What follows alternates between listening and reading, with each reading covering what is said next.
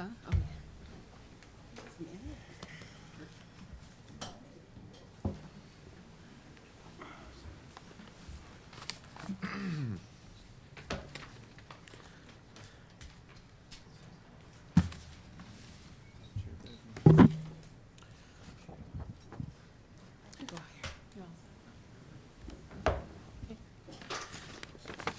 Good evening, everyone. At this time, I'd like to call the Wilmington Board of Selectmen meeting of Monday, October 24th of 2022 to order. All members of this board are present. Before I start the meeting, I would like to take a moment to acknowledge that unfortunately the town of Wilmington was made aware of the fact that we had two young Wilmington residents pass away this past weekend on Friday day and evening, or the start of the weekend. At this time, I would like to acknowledge the loss of Ralph DeRoges, who unfortunately passed away in an accident in the state of Maine at the young age of 21 years old. Ralph was a 2019 graduate of Shawshene Technical High School and also is a junior at Merrimack College. In addition, unfortunately, we lost another Wilmington resident, a young gentleman by the name of Rodrigo Rosa, 24 years old, who also passed away by an unfortunate accident. And at this time, I would like to express our deepest sympathy on behalf of the town and as this Board of Selectmen. And I would kindly ask that we all bow our heads for a moment of silence in honor and memory of these two young gentlemen.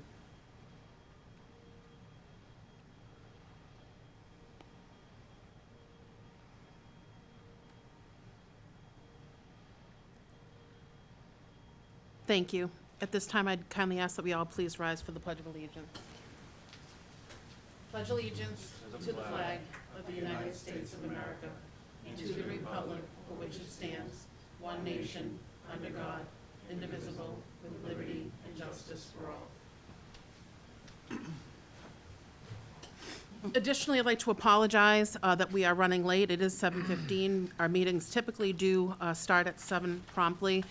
We did run over with our executive session. We did meet an executive session for which we shall not return for the purpose of discussing strategies with respect to litigation involving 53 Ames Street in accordance with Mass General Law, Chapter 30A, Section 21A3, as an open meeting may have a detrimental effect on the town's litigation position, which the chairman so declares. Moving on to the transmitting of treasury warrants, 202315, 202315 WIRES 15A, 202316, 202316 WIRES, and 16A. Do I have a motion? So moved. Motion's been made, seconded. Any discussion? Hearing none. All those in favor? Unanimous. Thank you. We do not have any approval of minutes at this time. And I'd also like to acknowledge that each member of this board, our town manager and Bev, are wearing an article of clothing that is pink in honor of Breast Cancer Awareness Month for the month of October. So thank you for everyone, for showing your support. And now I'll move into our appointment with Roman M. Mondalto, who is with BGP Tavern LLC, doing business as Red Heat Tavern, regarding a request to change the manager of the all alcohol license of BGP Tavern LLC, doing business as Red Heat Tavern, for the property located at 300 Lowell Street, from Michael J. Snaposky to Roman M. Mondalto. Gentlemen, I assume that's you? Okay. Welcome. If you'd like to come up to the table here and have a seat.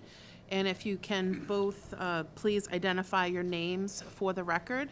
And I apologize if I happen to have stated your names incorrectly. My name is Roman Mondalto. And I am Brian Whalen. Nice to meet you. Thank you. So if you want to just take us through your request and just explain your roles and responsibilities and what you're looking to do, and we'll take it from there. Thank you. I am a new general manager at Red Heat Tavern in Wilmington. I've taken over for Michael, I think it's Snapnewski. He was the previous general manager, so we're just looking for a transfer to the license. Okay. Thank you. And tell me a little bit about yourself, sir, if you don't mind. So I'm just here filling in for the regional manager for our Red Heat locations because she's on vacation. So I just came along just to make sure everything goes smoothly. Wonderful. Okay. And I'll turn it over to the manager at this time to talk about town recommendations. Yes, the application was reviewed by the police chief, Joseph Desmond. He notes, upon review, the Wilmington Police Department recommends approval of the change in manager of BJP Tavern LLC, DBA Red Heat Tavern, from Michael J. Stempowski to Roman M. Meldalto. No further recommendations associated with that. If the board is so inclined, I would propose that the board move to accept this change. There's no basis not to do so, and the board would be required to sign a license to that effect, and then there's a separate document here, licensing authority certification that is submitted to the Alcohol Beverage Control Commission that the board would need to sign. Okay. Thank you very much. At this time, I'd entertain a motion to approve this request as presented. So moved. Second. Motion been made and seconded. Any discussion? Hearing none. All those in favor? Unanimous. Thank you. Have a good evening. Good luck. Moving on to our next appointment, which is with Paul Looney, our town engineer, and Tim Irvin of Northbridge Partners LLC regarding the crosswalk between 46 and 53 Johnspin Road. Good evening, Paul. How are you? Good evening, sir. How are you? Take your time to get settled.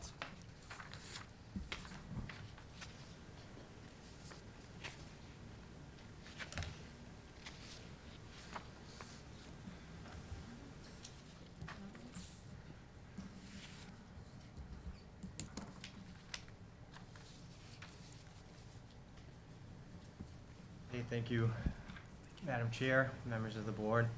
Again, Paul Looney, Town Engineer, here with Tim Irvin from Northbridge Partners.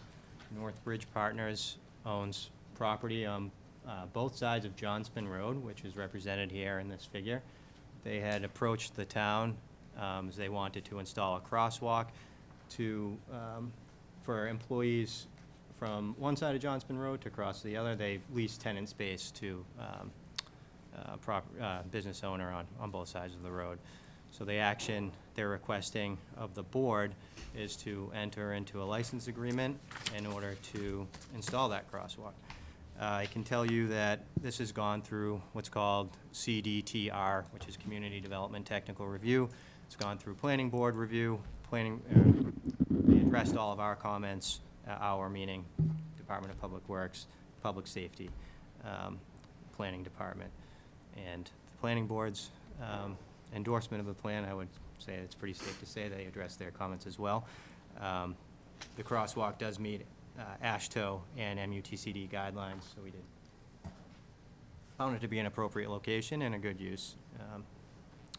I turn it over to Tim if you have anything else to add. No, I think the intention here is just to increase the level of safety. It's the same tenant that leases space at 53 to 65 Johnspin Road, and then on the left-hand side, as you look up, is 46 Johnspin Road. It's the same tenant that occupies both buildings. They have employees that are constantly kind of communicating between the two buildings, and according to them, there's been a couple near misses. So the intention here is just to make it a safer environment for the employees as they travel back and forth between the two buildings. Thank you for that. Anything further? Are you entertaining any sort of questions? Any Okay. questions? So first of all, I have read the document, so some of the questions I'm asking are more for the public that might be watching and listening. So first of all, thank you very much for being here. I appreciate all the work that's gone into this. I also applaud your sincerity in wanting to ensure safety, especially with you just articulating that there was some near misses. Just for the education, like I said, for the public, is there a speed limit posted for that street? And have you looked at that as part of this endeavor? I know we're talking about the crosswalk, so I don't want to complicate things, but with near misses, has it been speed, and has that been looked at as part of this request? Yes, there is a speed limit. I believe it's 25 posted on Johnspin Road. Okay. I want to admit that's my recollection. That's not Sure. factual necessarily. I believe Sure. that's correct. Okay. But that's my understanding of the Okay. road speed. And then regarding the crosswalk, can you just articulate for the public as well, like what that, is it just gonna be striped on the ground, or is there going to be, and I know there's more expense to it, but the flashing light, you know, with the placard, with the arrow, you know, that's a more expensive solution? Sure, yeah, I can answer that question. So as part of the review for this in the permitting process, they did a full-blown engineering study on this that uses speed limit for the road, and also looks at observed speed, which is, you know, more important than just the speed limit when it comes to these situations.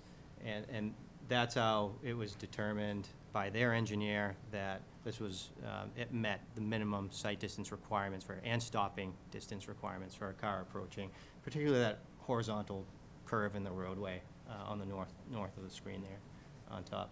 This is a location that we felt it didn't warrant Public Works anyways, didn't warrant an RFB, that rectangular rapid flashing beacon there. They're not approved by Mass DOT yet. It is, in this location here, they have proposed signage in accordance with the manual and uniform traffic control devices, which is the high-vis crosswalk signs, and then the advanced warning signs on each side, Sure. all at specified locations. I want to say it's actually right at this curve as you approach here, and then another in this location here as you approach from the other side. Okay, so that's why I was asking about the speed limit and just the signage and the determination for all the reasons that you said, which I know are articulated in the report as well as on the visual there. But I was also curious, just from my own knowledge, as to how they decide. I'm not trying to overreach and have people have to spend more money, but, you know, if it's near misses, I'm just hoping what they see on the ground, you know, that they're gonna adhere to that, especially with it being new and not being in place, you know, previously. So I think it's important for the signage, obviously, to be there. So at this time, I'd turn it over to any board members for any additional questions that maybe I haven't asked. I just have one. Yes. Paul, do you know where the nearest streetlight would be to that cross? Oh, it would be Is there anything in? Andover Street? Andover Street at, at 125? Oh, okay. Just overhead light. overhead. Overhead light. I'm like, I think meant traffic light, I'm like. Oh, I did where- too. That's a better question. Yeah. That was a comment from Public Safety, and the proponent is, that Northbridge is actually installing a street light here for Oh, this. nice, okay. okay, thank you. Perfect, okay. Anything else? Yeah. Yes. Yeah, I guess I'm a bit disappointed that you're not putting up one of those beacons that, you know, flash, but again, that's my personal opinion.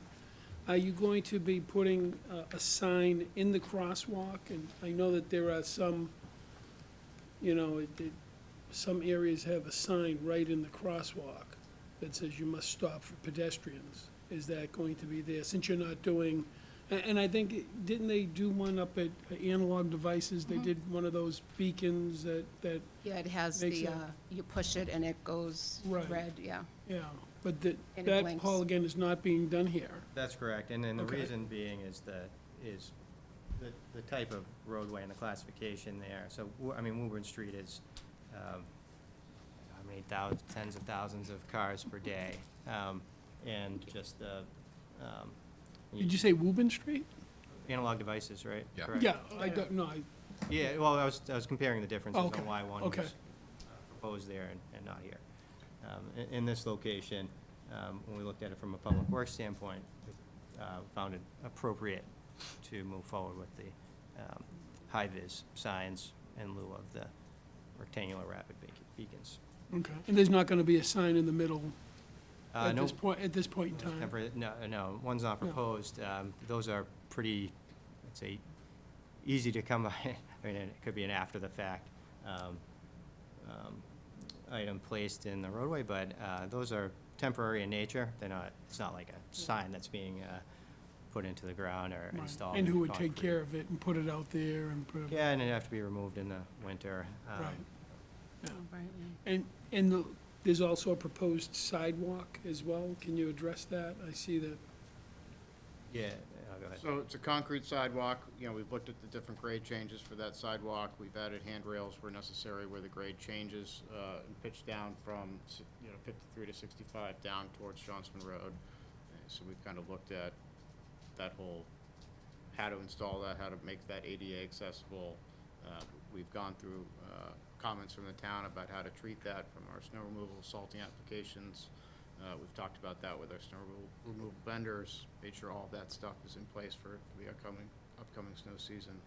But really, it's a concrete sidewalk that provides direct access to the kind of access point of the crosswalk. And then communicates on the other side as well. Thank you for that. And just one follow-up on this, and I know we're all kind of hitting you with questions, but this is kind of what we're here for, is that, say hypothetically we approve this, which, that's the direction that we're moving in. Is there any post-review of when things are approved or like crosswalks are approved to see that the recommendation that was originally recommended in practice is actually working out as it was intended? And is there ever any post-installation where things are looked at to say, we didn't go to the level that we really needed, and this intersection or this crosswalk needs further intervention, i.e. the flashing beacon or some other steps? Well, with this license agreement, it's revocable at any time for that reason. If Okay. it's determined unsafe, absolutely, yeah, it's Right. revocable at a time where we can eradicate it.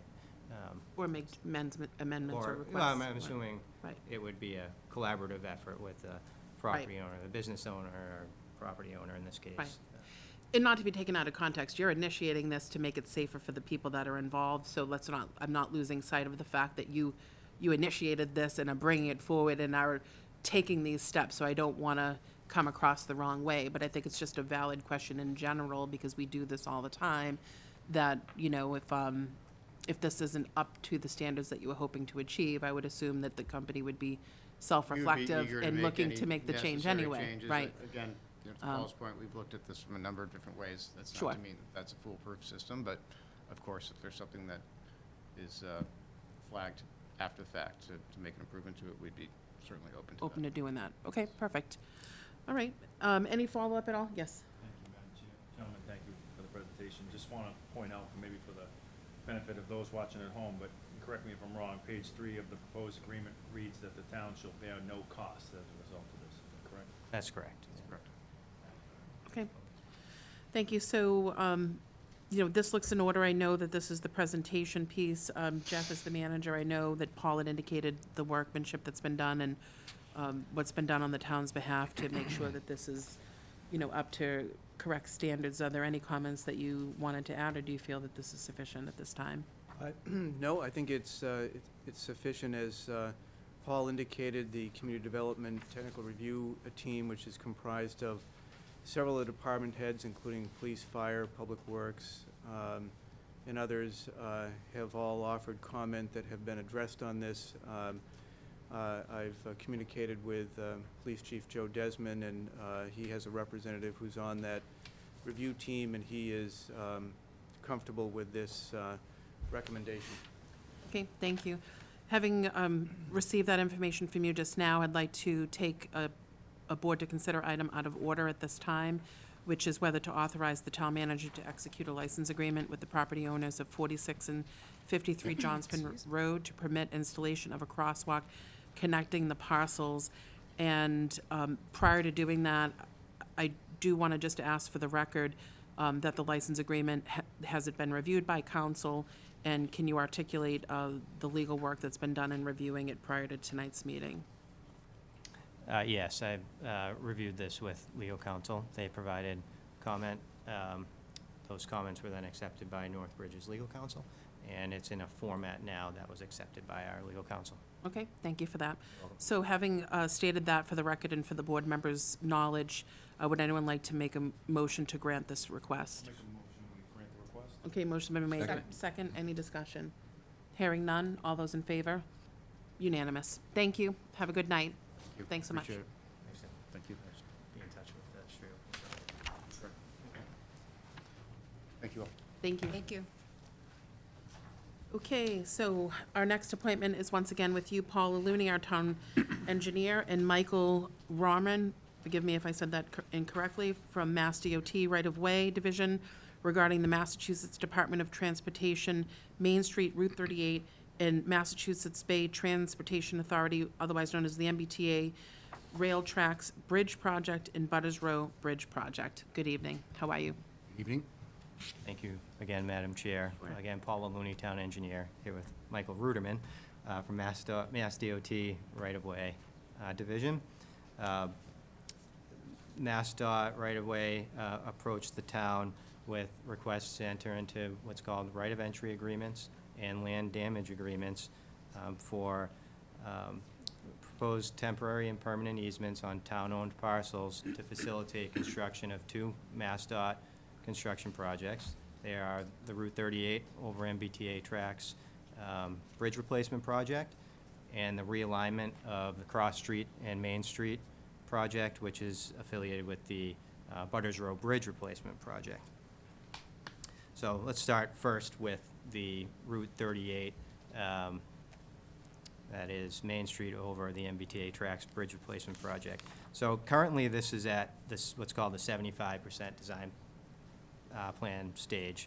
It is set to be advertised in April, end of April 2022. This is completely undertaken by Mass DOT, and it's Mass DOT's consultant with, of course, coordination and comment from town administration. The two parcels that are impacted by construction of the project, it's Town Park, which is on the screen here, and the town septic station, which is on the other side of the railroad tracks of what they're crossing. So the hatched area in blue is what's called a temporary easement that MassDOT is requesting, and that is what the right of entry agreement is for. And that's essentially for really blending grades and overall just access to the bridge location, and I'll talk a little more about that in a second. So that's the right of entry agreements. The land damage agreement is for a permanent easement. That's what's shown here in green. And I added in the section that's within the MBTA right of way. That's this big section here. But really, the land damage agreement is just for this small little, the small little area here that represents about 280 square feet on this side. That's the town septic side and station side, and 72 square feet here. And that's so it's a permanent easement really for MassDOT to make sure that they are able to maintain the bridge abutments and the bridge approaches once this is all completed. The blue easements, the temporary easements, are for access to the MBTA right-of-way. This is what's called an accelerated bridge project. So it's, I think, to our benefit as a community to grant this in that they'll be able to now build this bridge on the side of the existing bridge, keep it open, keep the existing Main Street open, the commuter rail open for as long as possible until the bridge is completely constructed here. Once it's constructed, then they'll start the demo and slide it into place. So again, it's to expedite or accelerate construction in a responsible way and limit the disruptions of traffic, but also the MBTA commuter rail as well. If you'd like, I can pause there and field questions from the board, or if you'd like me to continue to the Cross Street parcel, I can do that as well. Why don't we pause for questions just to kind of Yeah, compartmentalize that our makes sense. thinking? Anyone? Yeah, Yes. just as an interesting note, see if I heard it right. Yeah. So you're gonna build the bridge on the side, then you're gonna demolish the existing bridge and slide the new bridge into it? Is that what I heard correctly? That is correct, yes. Interesting, okay. Yeah, Thank you. Michael Ruderman, MassDOT right-of-way. Yes, where space and other conditions allow, we can, think of it like this, prefab elements of the bridge construction without needing to take down the old one first. And then on a cutover day, or however many days it takes, we will bring the new elements, we'll take down old elements, bring the new elements that have been pre-built there or very close by, and it minimizes the time that we actually have to shut down transit. Okay. Now, Paul, would you anticipate there being an issue with Town Park or the Thomas April Field in the construction, and will activity have to stop over there because of this? It's a great question. I don't believe that activity will, I don't believe it will impact the use of that field. Now, there may be like, perhaps intermittent delays, but MassDOT to this point, and I don't expect anything will change, has just been so receptive to work collaboratively through this. And that their engineer, who I've been coordinating with now for, for like the last 2 years, I'd say, on this, we feel like they operationally, with the right safety controls in place, that the two can coexist. Yeah, no, that's great, because I know they play high school softball down there, and there are other leagues in the evening, so you'd want to make sure you would coordinate with them to say, MassDOT doesn't want anybody down there, so that they would know ahead of time Of course. to change. Yeah, I mean, definitely games. on the notification process, no doubt. But my last conversation with the structural engineer was that like safety fencing could be installed to really just separate the two and allow for continued access for softball or whatever sport is being played down there. So just to add a couple of questions, and I'm going to hit you with a bunch of them at once. And curious if the train still can travel as planned, and is the schedule for train service going to be impacted? 2, when the construction's going to start, and what are the hours it's going to happen? And then will there be any sort of road closures as a result of this bridge being utilized, that we're going to have an impact in traffic? I'm going to answer yes to all three of those. But the reality is at this stage, it's I think too premature to answer. Okay, it's going to be closed on November 2nd. There's no way to predict that, because the date of advertisement is scheduled for April 29th. From that point, that then goes out through the mass procurement bid process. The contractor's then selected. Once the contractor is selected, then the contract with Mass DOT has to get signed. We're talking months, and correct me if I'm wrong here, but we're talking a months-long process after that, right? Then you get the contractor schedule on, okay, this is what we're projecting for, year one, which would, I'm gonna take an educated guess at, I would expect construction to start calendar year 24, if I had to make an educated guess on it. So we're a ways out yet A before. little any ways of that. out, Yeah. I'd say. If that changes, I'll send correspondence to the Sure. board. My discussions, though, with MassDOT to this point, and again, and correct me if I'm wrong, but is that through this accelerated process, talking about a disruption in traffic that's measured in weeks, not months, so like short term, and weekends for the MBTA service? It looks like that. We're trying to minimize impacts on the T schedule as well, because, people count on that as much as they count on the road. Having the facility of being able to prefab some of the bridge on available land, with your permission, will allow us to narrow down that time that we have to disrupt the T schedule as well. So that's great. And then I know you're not there yet in terms of talking about the cross street, but will those 2 projects be able to happen simultaneously, or does one have to be complete before the other? I think they can happen simultaneously, particularly with now, Butters Row, different animal, will need to close the road. There's no question.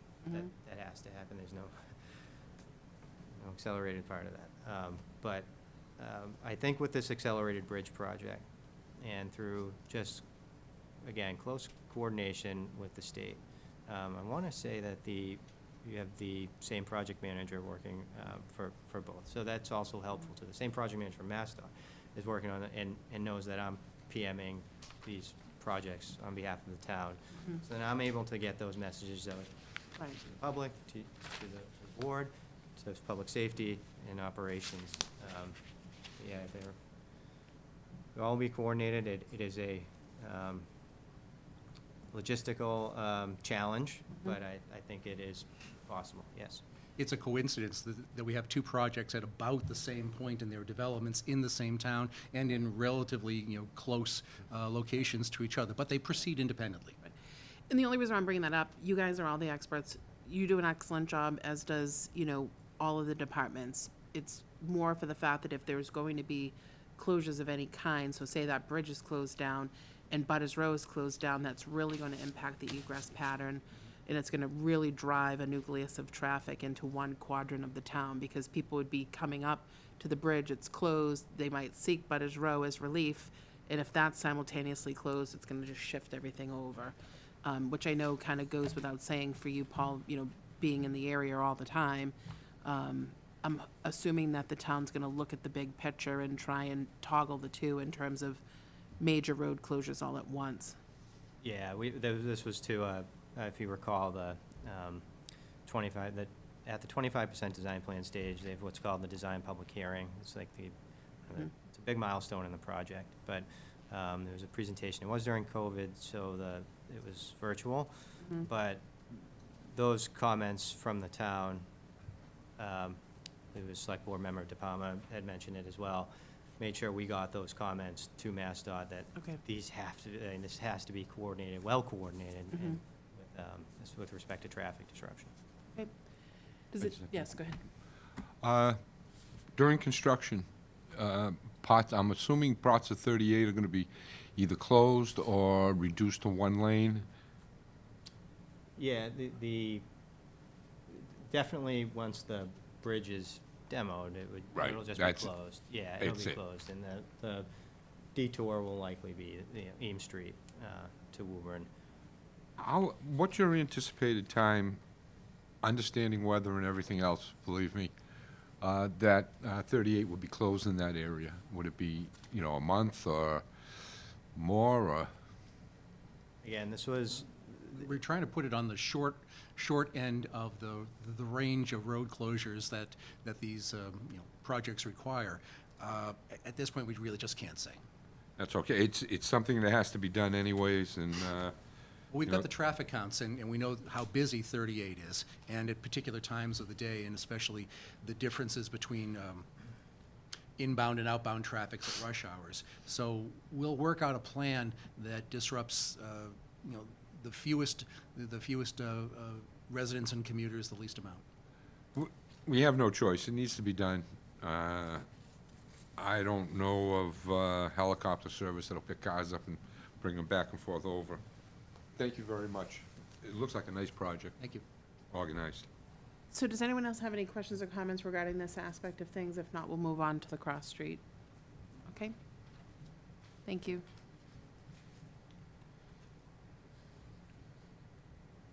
okay, this now shifting to the Butters Row Bridge project. This is the cross street, Butters Row, Main Street realignment.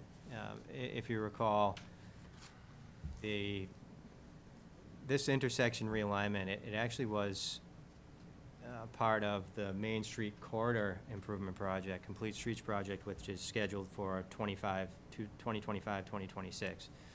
When we looked at, when we discussed this with MassDOT, is that, okay, there's this bridge that once the Butters Row Bridge gets replaced, and as a two-lane, there's going to be an increase in traffic through this area. So it would behoove the town and the state to advance this work for the intersection realignment as part of the Butters Row Bridge project instead of waiting until the Main Street Corridor Improvement Project to come along. Now, this piece here, this triangular piece, if you recall, some board members may recall, in 2020, it was the company that bought the Expedex parcel at 613 Main Street.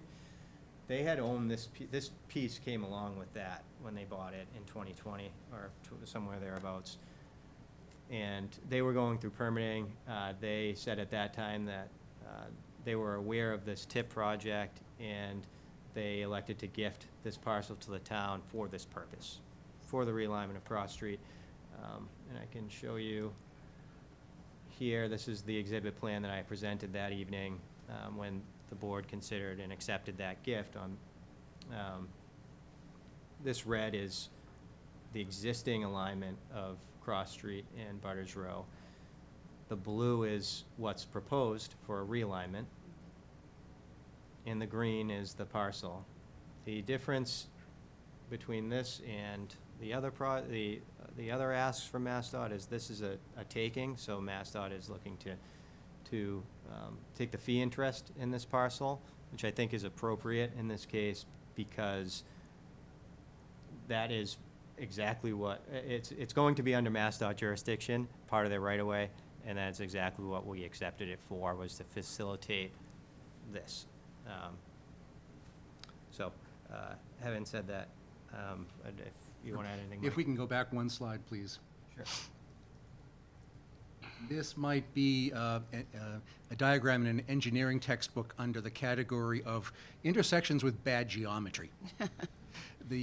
When engineers start talking about geometry, it's where the roads are in three-dimensional space and how each one of them leads or doesn't lead into another one. So we talk about traffic moves. Say if someone's making a move from Cross Street, trying to turn right, they've got a very hard look to see what the oncoming traffic is. The Butters Row traffic has an easier look because it's a more perpendicular intersection there. What if somebody's coming from Butters to Cross, or vice versa from Cross Street to Butters? The intersection doesn't line up, not the way that people expect it to. And there'll always be a question of who's going to go first, especially if somebody is leaving one of those roads and then making a turn across traffic onto Main Street. Again, who has the right of way? If you can't see clearly how your road lines up with the next one, you have to stop and think and figure it out. And we want roads to be more intuitively designed than that. So having the permanent interest in that somewhat triangularly shaped parcel gives us the facility to realign Cross Street and much greatly improve the geometry of how this intersection will work. Well, I'm thrilled about it and have been since I've known about it. And it's probably in my opinion, one of the most dangerous areas in Wilmington. I've had a few near misses. I've had family member in an accident there that was thankfully okay. But this is absolutely probably one of the most problematic areas for the town. The Butters Road Bridge is long overdue, and this area is long overdue. I'm surprised it was even allowed to be configured this way and developed around it the way it was. That's, again, just my opinion. So this is a long time coming. I think my colleagues and I would agree that anything that can be for the betterment and the improvement of all of this is something that we should deem worthy and fully support, in my opinion. So does anyone have any questions regarding this presentation? Yes. Are you still considering traffic lights there? I think so, yes. And that's going to depend, again, on the traffic counts and the numbers going through there, the intensity of the use versus the cost to install and then maintain. A traffic light is a permanent cost that's going to go along with the project, but we're looking at it. I can tell Thank you, not to, you might not be up to speed on, actually, MassDOT TIP project for the Main Street corridor, they will be installing lights there, no question. Awesome. That is programmed in. See, that comes in from a different direction, bureaucratically. So what is the anticipated timeframe when this is going to start? How long do you think this will take? And when do you think we'll see this come to fruition? So this one is also at the 75% design plans stage. It is tailing behind the Route 38 project by a few months. So just take that and extrapolate, I guess. 24? So, yeah, again, in 24 with this, depending on, I would imagine they would do the bridge first and then work their way on to the approaches to it. And the approach to that shift in Butters Row also not only helps with, Mr. Ruderman just spoke about with the geometric realignment, it also helps elongate that stretch of Butters Row to help with the vertical curve that we've all experienced over that roadway. So it'll be a much gentler approach. It'll be a gentler approach over the bridge. And those percentages, as far as how we denote where a project is in the timeline, 25% is typically where we know what the problem is and we know what our approach is going to be to solving it. And we have a public hearing to bring in the public's input on that. The 75% level means that we've ticked off many more of the to-dos on our list. One of them is establishing where we think any new right-of-way acquisitions need to be. And we have a very good idea of that. And we can go start to approach individual parties, in this case, the town as a landowner, and say, this is what we think we're going to need to make this project work. Okay. Any other questions? So maybe not the right time for comedic value here, but people specializing in geometry now at Mass DOT, that they'll figure out the, Well, road geometry is, like I said, how the road exists in three-dimensional space. Well, a map is a two-dimensional representation of a whole lot of things in 3D world, and this, of course, doesn't show you what the incline on Butters Row is. By being able to stretch out some of the length of Butters Row at Main Street, we can improve that dimension that you can't see from that plan. We can soften that ascent and descent angle. In fact, I've had people on my own staff tell me about growing up here in Wilmington and the games that teenagers in cars would play, heading off, facing off each other from one side of the bridge or the other, and it's scary. it is scary. So I'm thrilled that you have that knowledge and are taking all of that into account. Madam Chair? Yes. Last time you were in with the Butters Row Bridge, I know I brought up, and you were going to look into lights on the bridge itself. Has there been any discussion on that? There have. I asked MassDOT to, I wrote that comment out. I met with MassDOT and Reading Municipal, and they're gonna put the Cobra heads on the new utility poles, and they said any other pole that we missed, they said just ask and we'll put a light in, so. Thank you, Paul. They seemed amenable to that. New style LEDs I inside? believe that's all they're Yeah. installing. Paul, I live right down the street from there. The way we did it was we flicked our high beams to make sure no one Yeah, was coming, right. so. Okay, so does that conclude the presentation at this time? It does, Madam Okay, Chair. Thank you. perfect, thank you. So I'd also like to take two board to consider items out of order. The first one is a board to consider authorizing the town manager to execute a land damage agreement with the Massachusetts Department of Transportation for alignment of Cross Street and Butters Row intersection. Prior to taking that up, I'd just like to confirm again that council has reviewed. Okay, so would anyone like to make a motion to grant that? Motion been Second. made and seconded. Any further discussion? Hearing none. All those in favor? Unanimous. Thank you.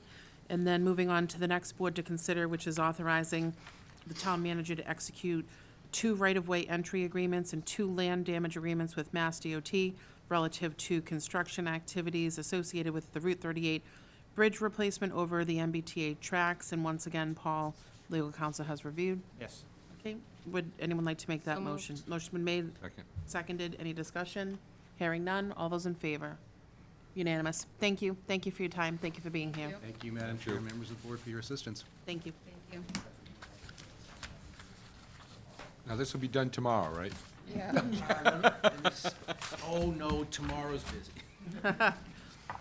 Okay, so moving on to our appointment with Patrick Giroux, our chairman for the 4th of July Committee, regarding the request to use the town common for the tree lighting on December 3rd of 2022. Good evening, Patrick. Thank you for your patience in waiting for us to invite you to the table. I know you were due to speak at 7:30, so our apologies for keeping you late. Thank you for having me. It's good to be back. It's crazy. It's hard to believe that we're already planning the annual tree lighting on the town common, but cutting to the chase, we're scheduling the tree lighting this year to be Saturday, December 3rd The festivities will commence at 4 p.m. and they will conclude at 7 p.m. We have a special arrival for the kids in town from Santa Claus. He'll arrive on a fire truck pending no emergencies at 5:45 p.m. to help us count down the tree lighting.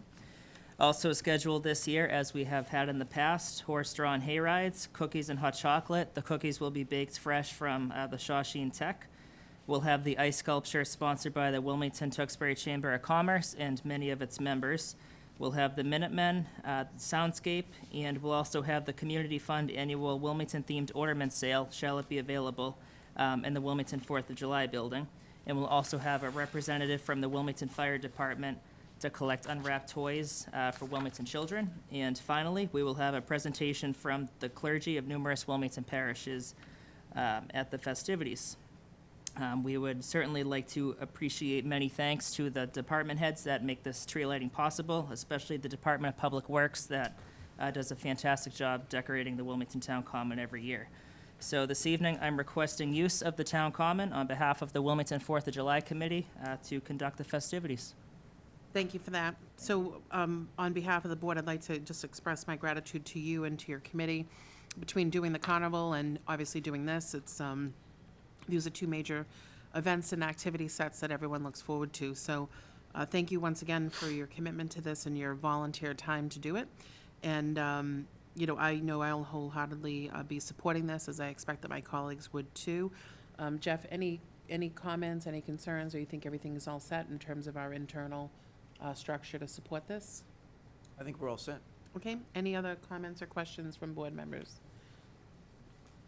Starting to my left, anyone? I'll just say thank you for always doing this and putting it on. Looking forward to getting back to more normal cadence of events, so this is wonderful. So thank you to you and all the volunteers and teams. Thank you. Just thank you for all you do. It's a fun event, and look forward to it. I totally agree. Thanks to you and the committee for all you do, and look forward to it as well. Yeah, absolutely, Pat, for, this was your first undertaking of 4th of July as the chairman, and yeoman's work. Everybody, the whole committee did a wonderful job in bringing the community together again, and I'm sure that you'll do the same for the Christmas lighting event as well. Definitely. So thank you. Thank you, Kevin. Okay, so would anyone like to make a motion to grant the request as presented? So moved. Motion been made, do I have a second? Second. Any further discussion? Hearing none, all those in favor? Unanimous, thank you. Thank you. Good luck, thank you so much. All right, thank you. Okay, moving on to our next appointment with Valerie Gingrich, who is our Director of Planning and Conservation, regarding the final guidelines for the multifamily zoning requirement in MBTA communities. Good evening, Valerie. Thank you for your patience as well in waiting for us. I know we're running late and you've worked all day, so thank you for hanging in there. It's me. Hi. Hi. Valerie Gingrich, Director of Planning and Conservation. And tonight I am here to give a briefing on the final guidelines for multifamily zoning requirement for MBTA communities. So as a little bit of background, and you're hearing this probably for the second time now, but legislation was passed in 2021 that made a new requirement in the zoning laws, so Chapter 40A. And this new section required that every MBTA community shall have a zoning district of reasonable size, as of right multifamily housing use that's located within a half mile of transit, with a minimum gross density of 15 units per acre, without any age restrictions, and suitable for families with children. So after that legislation was passed, DHCD, the Department of Housing and Community Development, issued draft guidelines in December of 2021. And those guidelines, there was a comment period where we all talked about comments on those guidelines. There was, my first briefing on those guidelines was in March of this year. And that briefing to you all satisfied the compliance requirements. So just me briefing you on those draft guidelines kept us in compliance with the requirement for the time being. So since then, they took the comments from all the towns. DHCD issued final guidelines in August of this year. So I'm here to kind of go over those final guidelines. There were some changes, and just a reminder that not complying with this the consequence of that would be that the town would not be eligible for several grant programs, the MassWorks Infrastructure Program, which we have received a grant from. That's what's being used for the Middlesex Ave culvert over Lover's Brook and the sewer extension, and that's all in association with Princeton Properties, 40B. We received $3.89 million through that grant program. That's the only grant we've gotten from MassWorks. Housing Choice Initiative, so far we haven't been eligible for that designation and those funds.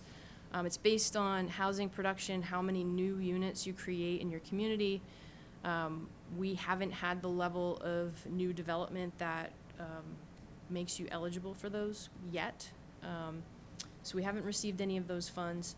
And then the Local Capital Projects Fund, which has been a little mysterious to us all up until recently when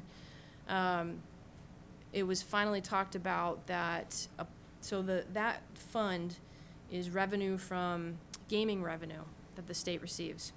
And a portion of that revenue, the legislature allocates towards housing authorities.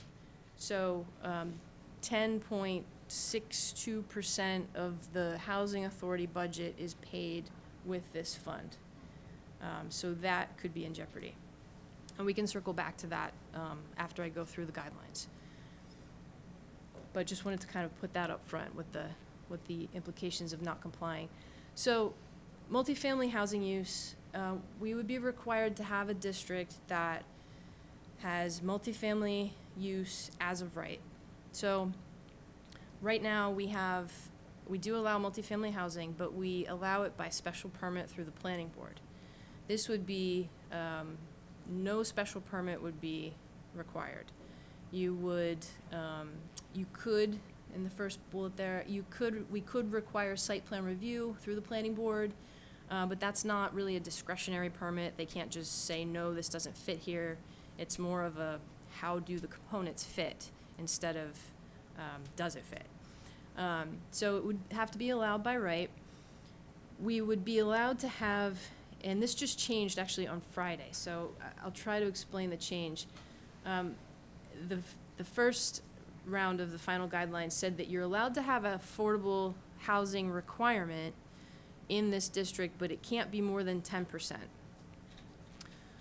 Right now, we require affordable housing with our multifamily, and it's 15%, so we have a higher requirement. They did just change that, and they said they this is a change that we're going to make, but we don't anticipate making any other changes. So they said that if you can require more than 10% affordable housing if the community demonstrates that that higher percentage requirement is feasible. We don't know exactly what that means yet. But it sounds like you can have a range between 10% and 20%, and anything above 10 you would have to justify somehow.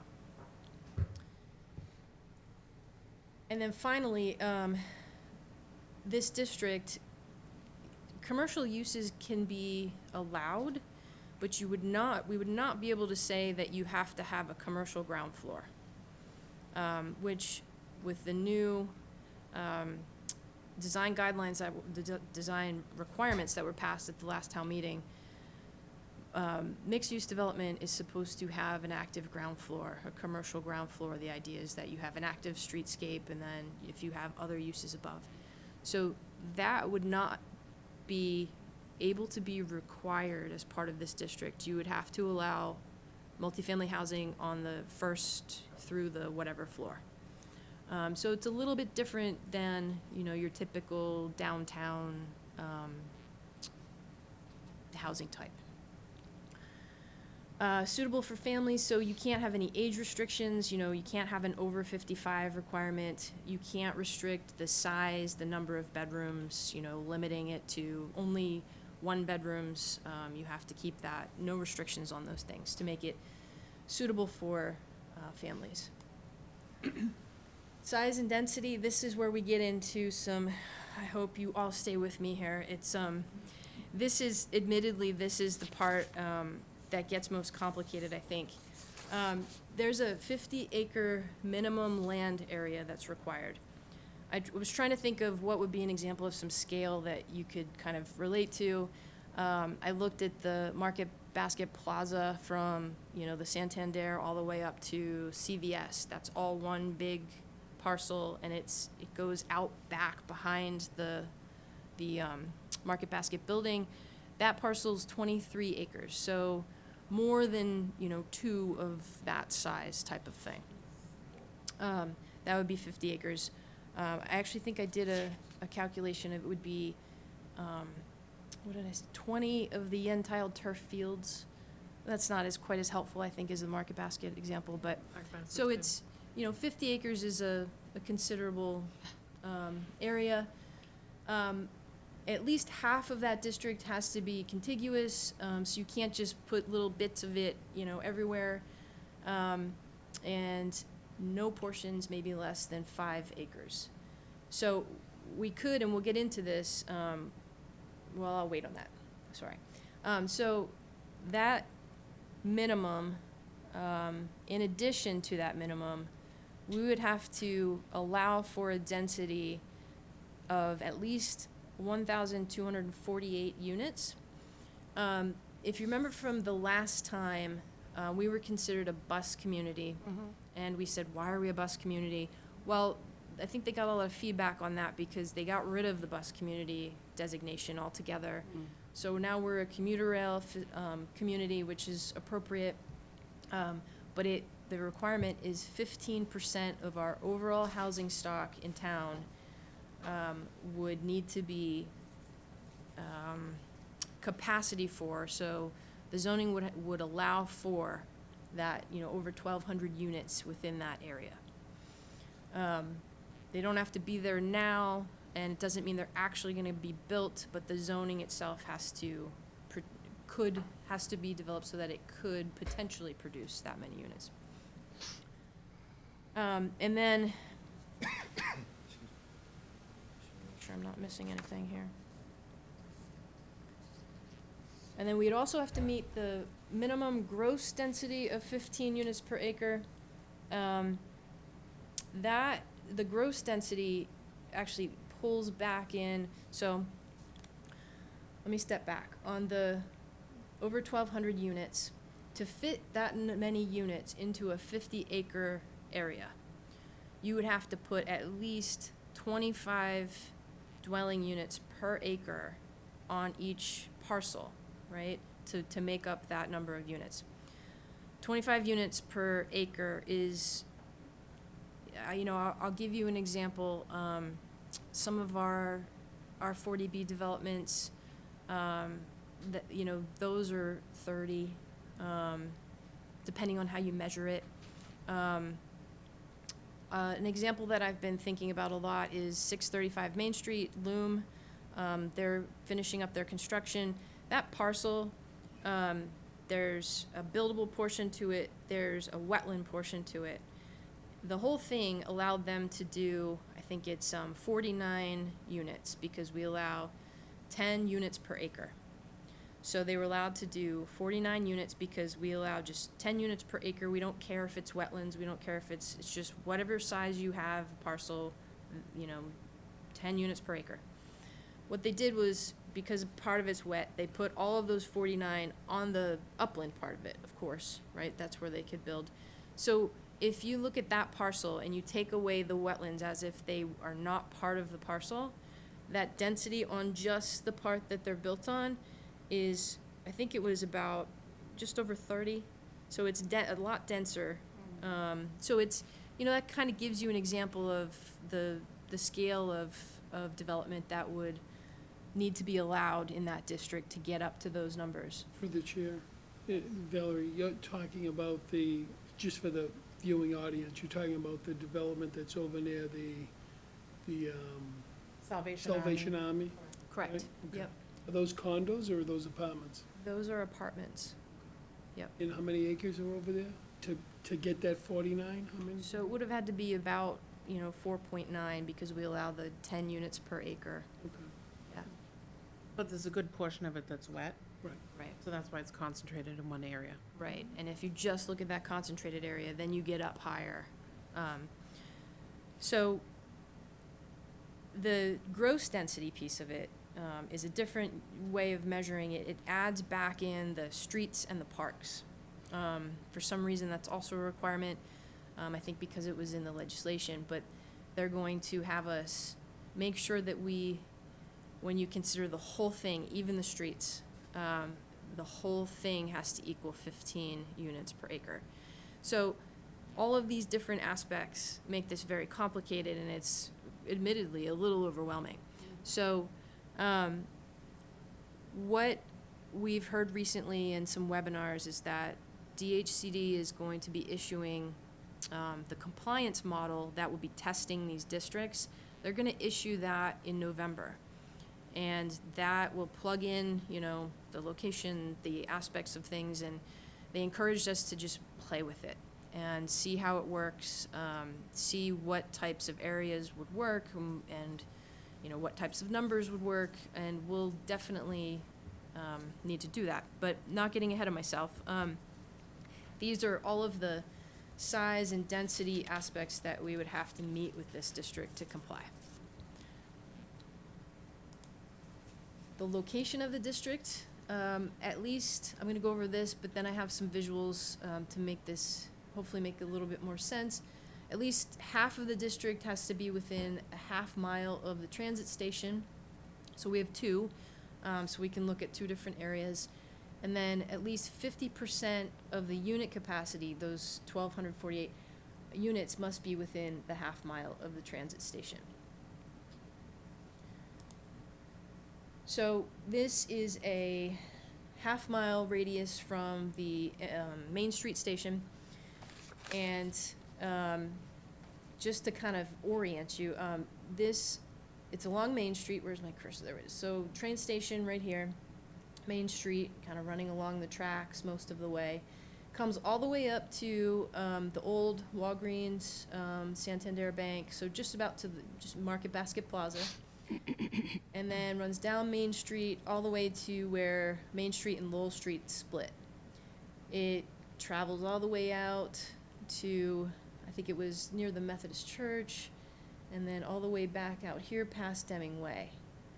So, fairly large circle, but you quickly run into very residential areas, single-family residential areas, and so this kind of Main Street spine along here would likely be the focus of potential units. With the North Wilmington train station, I don't know why the star's over there, and so I'm gonna go back. But imagine the star's over here at the train station. And this is, Middlesex Ave. This half mile goes all the way down to Federal Street. It also goes all the way to the ramp for 93. And again, quickly gets into very single-family residential areas. So that's sort of the geography of what we're talking about. So at least half of the district, half of the units possible would need to be within one of these circles. Can you split it up? You can. You can, so instead of it being just 50 Acres. acres in one area, you can go 25 in one area, 25 in the other. Yes. Yeah.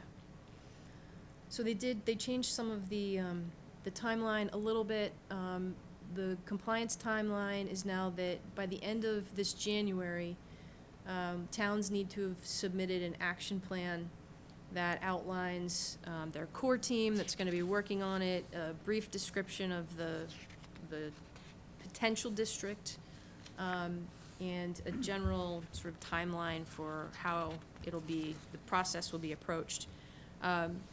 It was emphasized in a recent webinar that we don't have to stick to what the action plan says. It's really just kind of a best idea of what might happen. It's not something that we would have to follow closely. So that was, Did anybody ask then why have it? I'm just curious. I think 'Cause I would've. we were going in other directions in our minds, I think. But that's the, yes. Yeah. And, you know, they also encourage that the more detail you put into this action plan, probably the more helpful it could be. But they also emphasize that it's not something that's set in stone, and you don't have to be detailed in your descriptions. Are they mandating that we have to build immediately? Or a developer comes in and builds immediately, or is this something that they're just gonna declare this area and to give a developer a better opportunity to put up units like this? The second option, so it's setting up, they've been clear that it's not about, it's not necessarily about producing these housing units right now. It's setting the stage, setting the possibility of housing units in the future. You know, some might happen quicker than others, you know, depending on lots of things like infrastructure and the market and, you know, all sorts of things. So it's setting up that zoning for the possibility of it. So we could say Main Street, from using just business names, Market Basket, all the way down to Lowell Street as our designated area, and then we'd be covered. Does that sound, If it's buildable. if it's buildable? Yeah, so, well, something like that. Yeah. And let me get back to that, Okay. if I can. So this action plan, if we submitted an action plan by January 31st, we would then be in compliance until the next deadline of December, end of the year of 2024. That's when you have to have an actual district that complies. So you have to have gone through town meeting, and submit the district to DHCD, and it meets all the requirements. So, and again, you know, not complying with these things would result in us being ineligible for funding from MassWorks, from Housing Choice, and from that local capital projects fund. So, Chair, can I ask a quick question? I'm sorry. What if it goes to town meeting and the town says no? yeah, that's been sort of a background question, Yeah. and then we don't comply. They actually, DHCD said, advised that, you know, maybe plan multiple town meetings into your timeline for this. Maybe it'll need multiple town meetings. But that's gonna be, and I'll get to, you know, some of the challenges that we're gonna face, but what I would recommend is that staff use some of those mapping tools and compliance model that are gonna be provided in November by DHCD to just evaluate some possibilities. We know the circles, the locations, we know generally the densities, you know, they're gonna be higher than most things in town, but not everything in town, and so we can kind of identify what that looks like. I would recommend that staff file an action plan with DHCD that has some general, you know, loose ideas in that by the deadline to keep us in compliance, eligible for funding, keep the housing authority budget intact. And then following that, to really engage the community to discuss how we proceed, whether it's something that we want to comply with and how we can comply with it, and really kind of get into the details of it. Because until we get into the compliance model and some of the real details, it's hard to know what's really gonna look like. We know generally that it's going to be housing, and it's gonna be higher density housing and certain, you know, those circle locations. But, you know, challenges to think about, where is it appropriate to have that increased density? Where is it appropriate to have no commercial ground floor requirement? You know, what are those areas? Are there some areas between Main Street and the train tracks that, you know, would be appropriate, or is that not appropriate for housing? Does it, you know, where exactly are we going? So I think it's gonna take some study and me personally getting familiar with that compliance model to understand it better, to know even how to provide any sort of guidance and run a process. They do have technical assistance that they're recommending, that it's, you know, throughout this process, we can apply for technical assistance and locating, drafting. They're gonna come out with some templates as far as a bylaw, sort of a model bylaw. So that would be my recommendation, but, you know, I'm sort of presenting this to you, presenting this to the community, and we'll take direction. Sure. So just to step back for a second, if I may, and I know that you're not finished with the presentation, but I know there's been kind of a lot of back and forth. Well, thank you. So this is my interpretation from having sat into some other meetings as well. And then obviously being the MBTA liaison, it's gotten brought up in those conversations as well. And correct me if you think anything that I'm saying is inaccurate. Right now, there's a housing shortage in Massachusetts. This is to try and create development so that we can increase our housing stock across 351 cities and towns. My opinion is this kind of one-size-fits-all approach is treating a Wilmington similar to a Somerville, to a Boston, and they're not creating programs that are more applicable to cities versus towns in population considerations, infrastructure, public transit, in my opinion. I think this one-size-fits-all is a concern of mine. I understand the reason why they want to do it, especially with COVID, for example. You know, people can work anywhere, and in a lot of instances, they can work from home.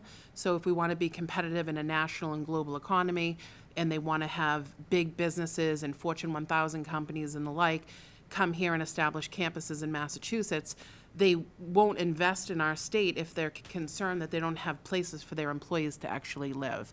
And as a result of the housing crisis, house prices, regardless of interest rates, are very healthy, over asking.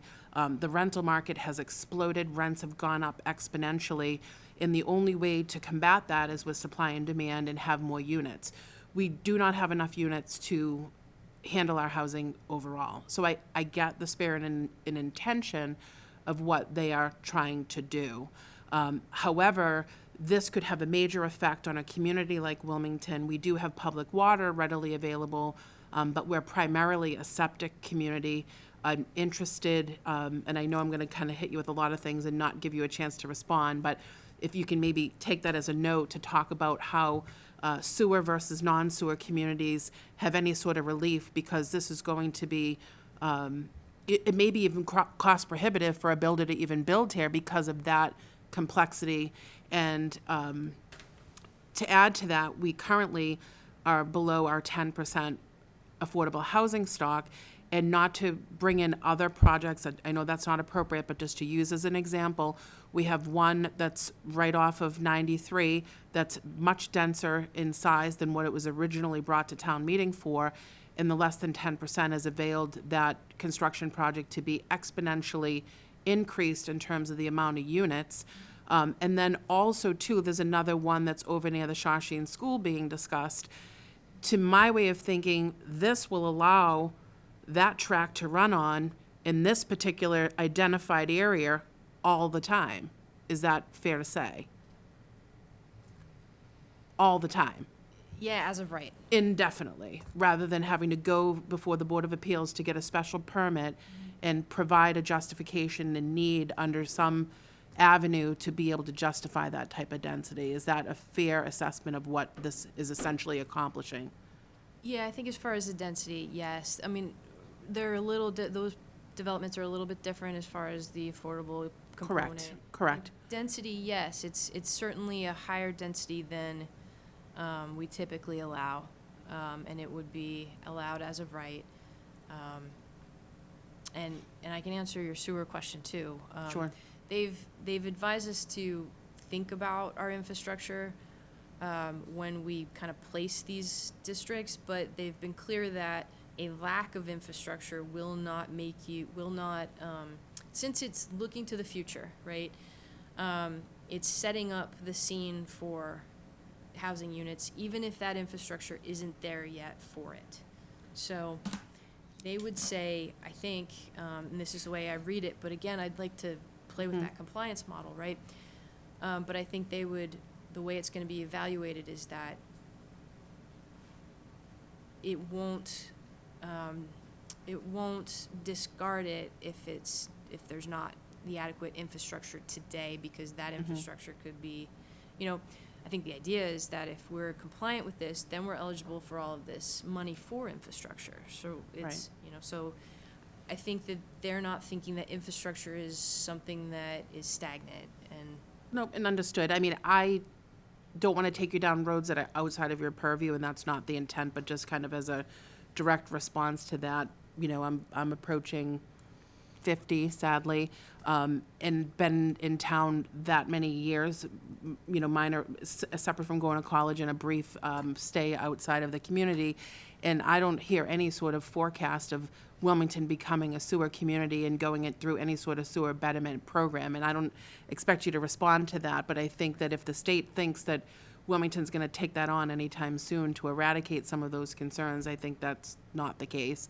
In addition, I would just say that, in my opinion, I think we have to look as a community for a cost-benefit analysis to say, MassWorks, we've had one grant over a period of decades to, not to turn my nose up against a 3.8 or 3 point whatever, but if you annualize that over so many years, and then you have the other programs that we have not, granted our housing authority, I don't want to devalue that, we need that, but I think we have to say, if we're going to forfeit these funds for what it could do to the landscape and illustration of our town, we have to do a cost-benefit analysis to say, is the money that we're receiving worth it for what it's going to do to our community?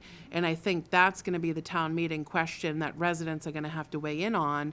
And because we get criticized all the time, and I'm not speaking for other board members, but that, we're just overdeveloping and allowing every stitch of land in Wilmington, Massachusetts to be built up, and that the character of our community, is in that, myself, I'll take a personal privilege, being accused because I'm a real estate agent that I'm, in cahoots with every building developer in town, which simply isn't true, and that they get just to do whatever they want and they can pay to play.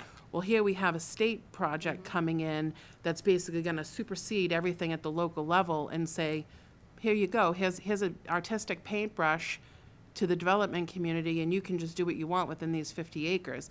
That's a pretty scary proposition to have, that open privilege to just do that. So I have major concerns. I just want to get that out there. I love you. I know you work really hard at this, to that point.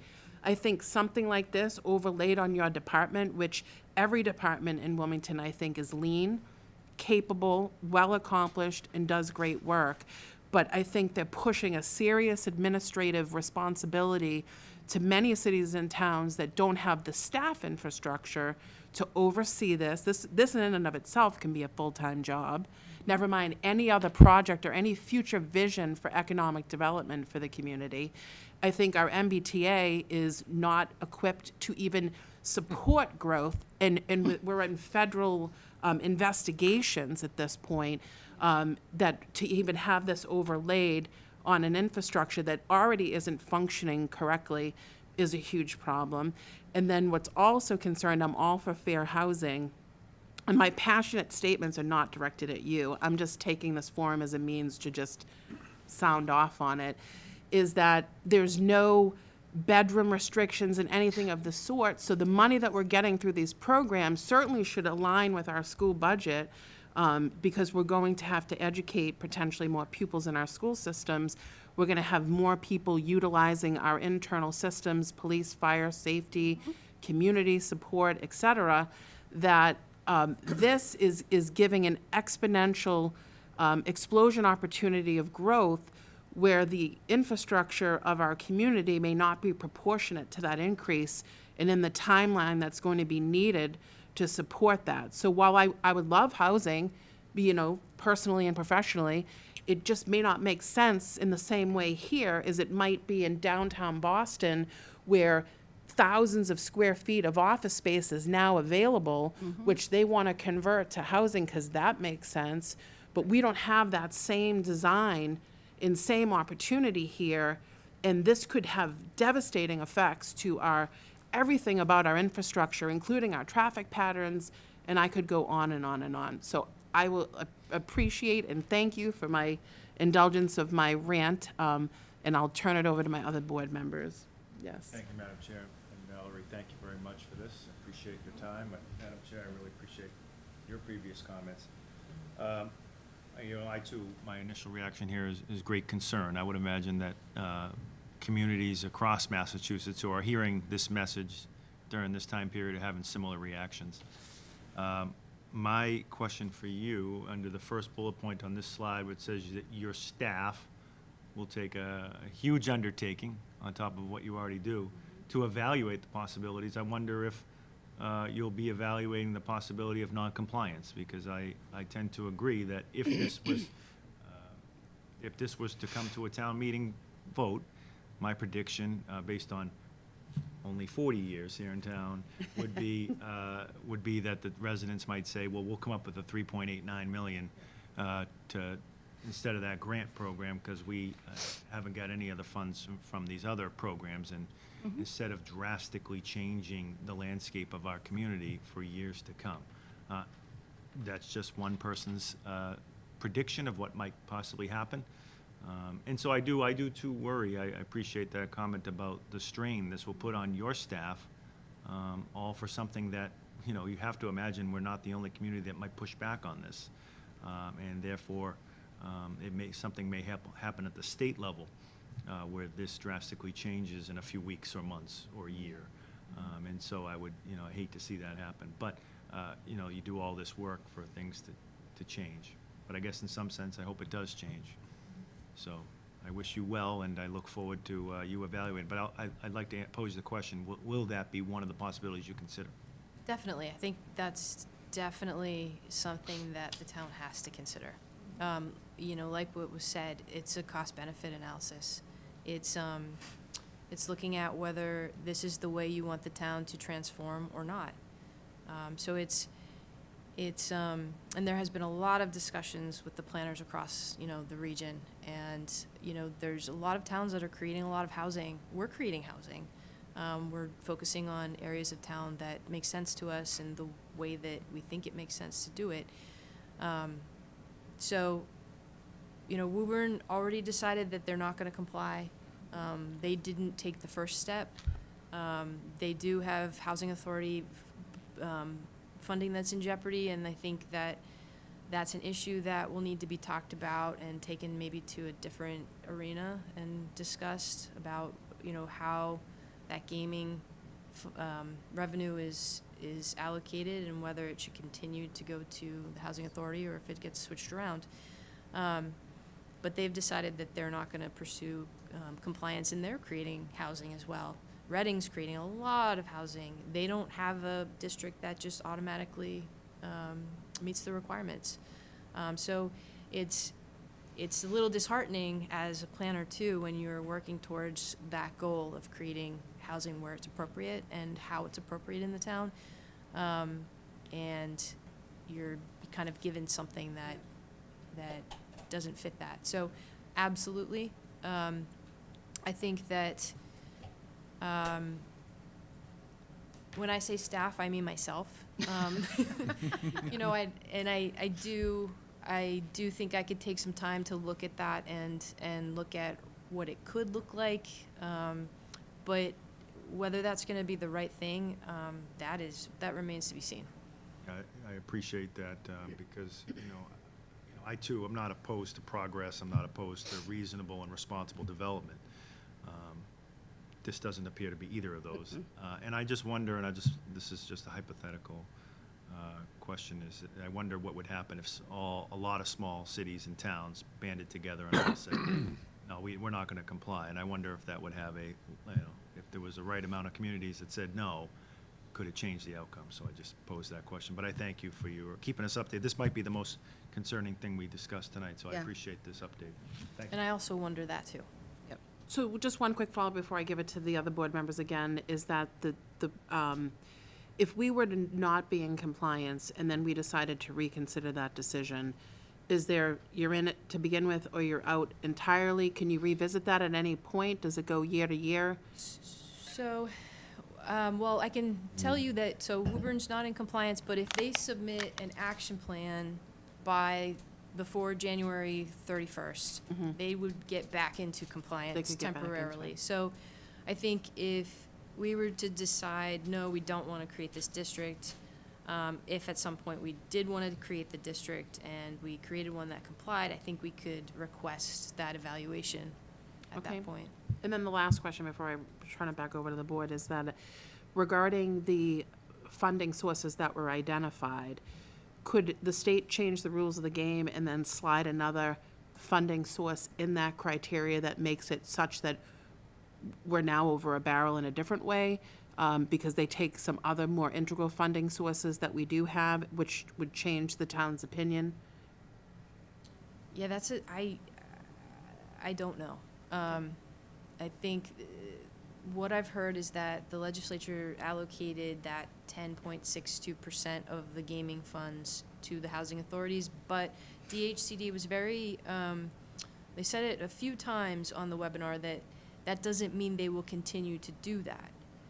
So it sounds like that is allocated every year for the budget and could go to different things. So it could change. And then lastly, just regarding the funding for those I think it's three funding sources, not for tonight, but just in the future, if there's a way to update the board via a memo, maybe for the past 10 to 20 years, as to what the town of Wilmington has had in each of those buckets, so that we would know. I think specifically the housing authority budget, I think that's important, that I want to be open-minded. Obviously, I've spoken out pretty vigorously already, but I think it would be helpful to put some financial numbers in context at some point, rather than just, have opinions about some of the other topics that I shared, but to have a financial context, I think would be helpful. So, yes. Chair, just a Sure. couple points.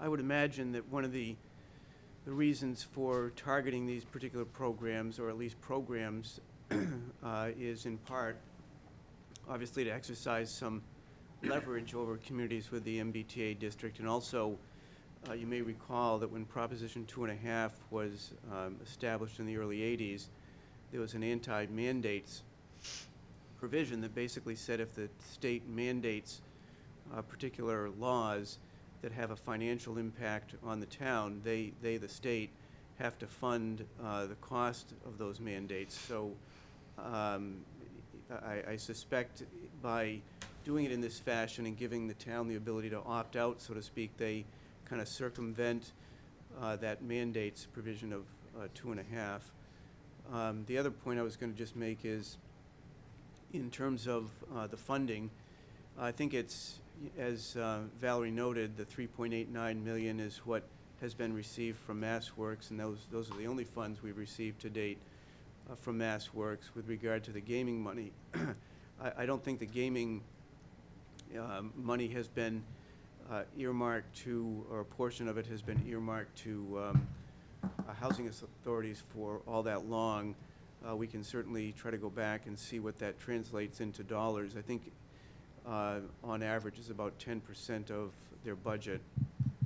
And finally, I think it's curious that on the one hand, there's this requirement for this high-density housing, notwithstanding, in Wilmington's case, not being a predominantly sewer community. In fact, we have this comprehensive water resource management plan, which establishes districts where sewer can and cannot be in place, and that was authorized, I believe, by DEP or one of the agencies. So there seems to be this kind of crossfire or lack of consistency, where on the one hand, there's an expectation that we're going to be required to have this kind of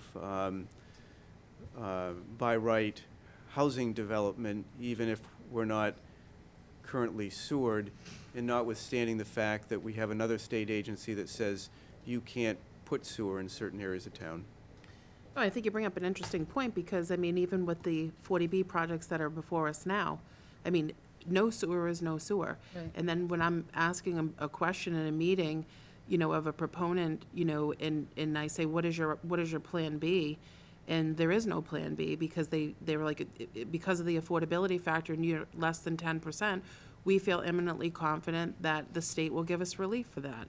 So this again, and this is why our state rep, who, you know, I'm still waiting for the memo on 79 Nichols I haven't seen, and other things of the like, that the state programs are broken, which I'm speaking to you, and I know it's not you, but, you know, what is happening on Beacon Hill to get things straightened out so that when it cascades into cities and towns like Wilmington, that this stuff actually makes sense. No sewer means no sewer. The town sued, I believe, there was some other lawsuit where it was prevailed, you know, that no sewer is no sewer, you know, and it just doesn't make sense to me that the rules change when it's convenient for the state to change them. But yet, we're held to that standard 365 days of the year, and yet they can just change the rules when they feel like it. It's not right, and it's not government to me, you know, that's effective. But, you know, I'll leave it at that. Thank you. So I agree. I mean, I feel this plan is forcing us, you know, to grow bigger than we should, because I feel the same way. We don't have the infrastructure for it. Like Selectman Bendel said, I don't have a crystal ball, but I do not see this passing at Town Hall. I know I wouldn't vote for it myself. If we had a vote tonight, which I know we're not, I would say stick this in a drawer and don't waste your time, because this is a heavy lift for you. And I think we have to go for not being in compliance. I mean, yes, we have to do our due diligence on the grants and stuff like that, but this is going to do, it's just bad for the town in so many ways, you know. And I do appreciate, of course, Valerie, all the work you're doing. I know this has been, like I said, a heavy lift, and I just would hate to see you do so much more work on top of your day job for something that, you know, I don't think any of us at this table, the majority, whatever, I don't want to speak for anyone, are not for. And if I had a guess, most of the residents of town would not be for. So that's all I had to say. Anyone else have any comments or questions? Yeah. Yes. I just, would you say 40 years, 50 years? I'm 60 years, so yeah, I think you should tell your staff to Yeah. non-comply. Yeah. Oh, that's you, yeah. I think we're all in agreement here. I'm disappointed that the legislature is willing to hurt Yeah. the housing authorities by putting this, you know, bullet point number 3 in their holster, so to speak. You know, we haven't taken, we have nothing to do with the bullet point 2, and first time in forever that we use Mass Works for the culvert. But it's disappointing to hear that the legislature would vote for something like this. Just as our chairman said, it's like a cookie cutter. You just, one size fits all. So if that 50-mile radius went on to the West Street project or the Nichols Street project or the Princeton project, would that change their projects dramatically, or could it? So just to clarify, it's 50 acres, correct? 50 What did I acres. say, Yeah. 50 miles? 50 acres? Yeah, I don't think you meant to. Yeah. Or theoretically 25, because we have to comply with at least half, right? Right, It so, contingent. Yeah. right, so half of that 50 would need to be by a transit station within those purple circles. The other half of it could be elsewhere, can't be less than 5 acres. So there's all sorts of, you know, calculations they have to do to kind of fit it. But it depends on how you do the calculation. Like West Street is probably about a, 30-ish unit per acre. Princeton, Princeton has a huge parcel out back that's there's wetlands, there's uplands, it's a very large parcel. So if you take that whole parcel and do the density calculation, it's actually not a high density. If you take just what they're developing, it's a little bit higher. So it depends on how you do it, but we certainly could, I would anticipate that if we were trying to look at something that might have some sort of possibility, Metro is right there at the train station. That parcel could be part of a district. Yeah, that's what I was gonna ask, for Princeton and for Metro, will they be part of the district? They can be. And included in this 1,248 units that. So you're bringing up an interesting point. I think you're trying to get at how they're calculating the number of units and what counts and what doesn't. Yeah. Is that what you're getting Yeah, at? yeah. I mean, Okay, so these are already established. This is futuristically, correct? Right, so you're supposed to look at it as if nothing existed there today. Okay. So the units that are there today don't Don't matter. count. It's what could be built if In the that was future. knocked down Right. and you started over. That's where you would have to allow those 1,200 units.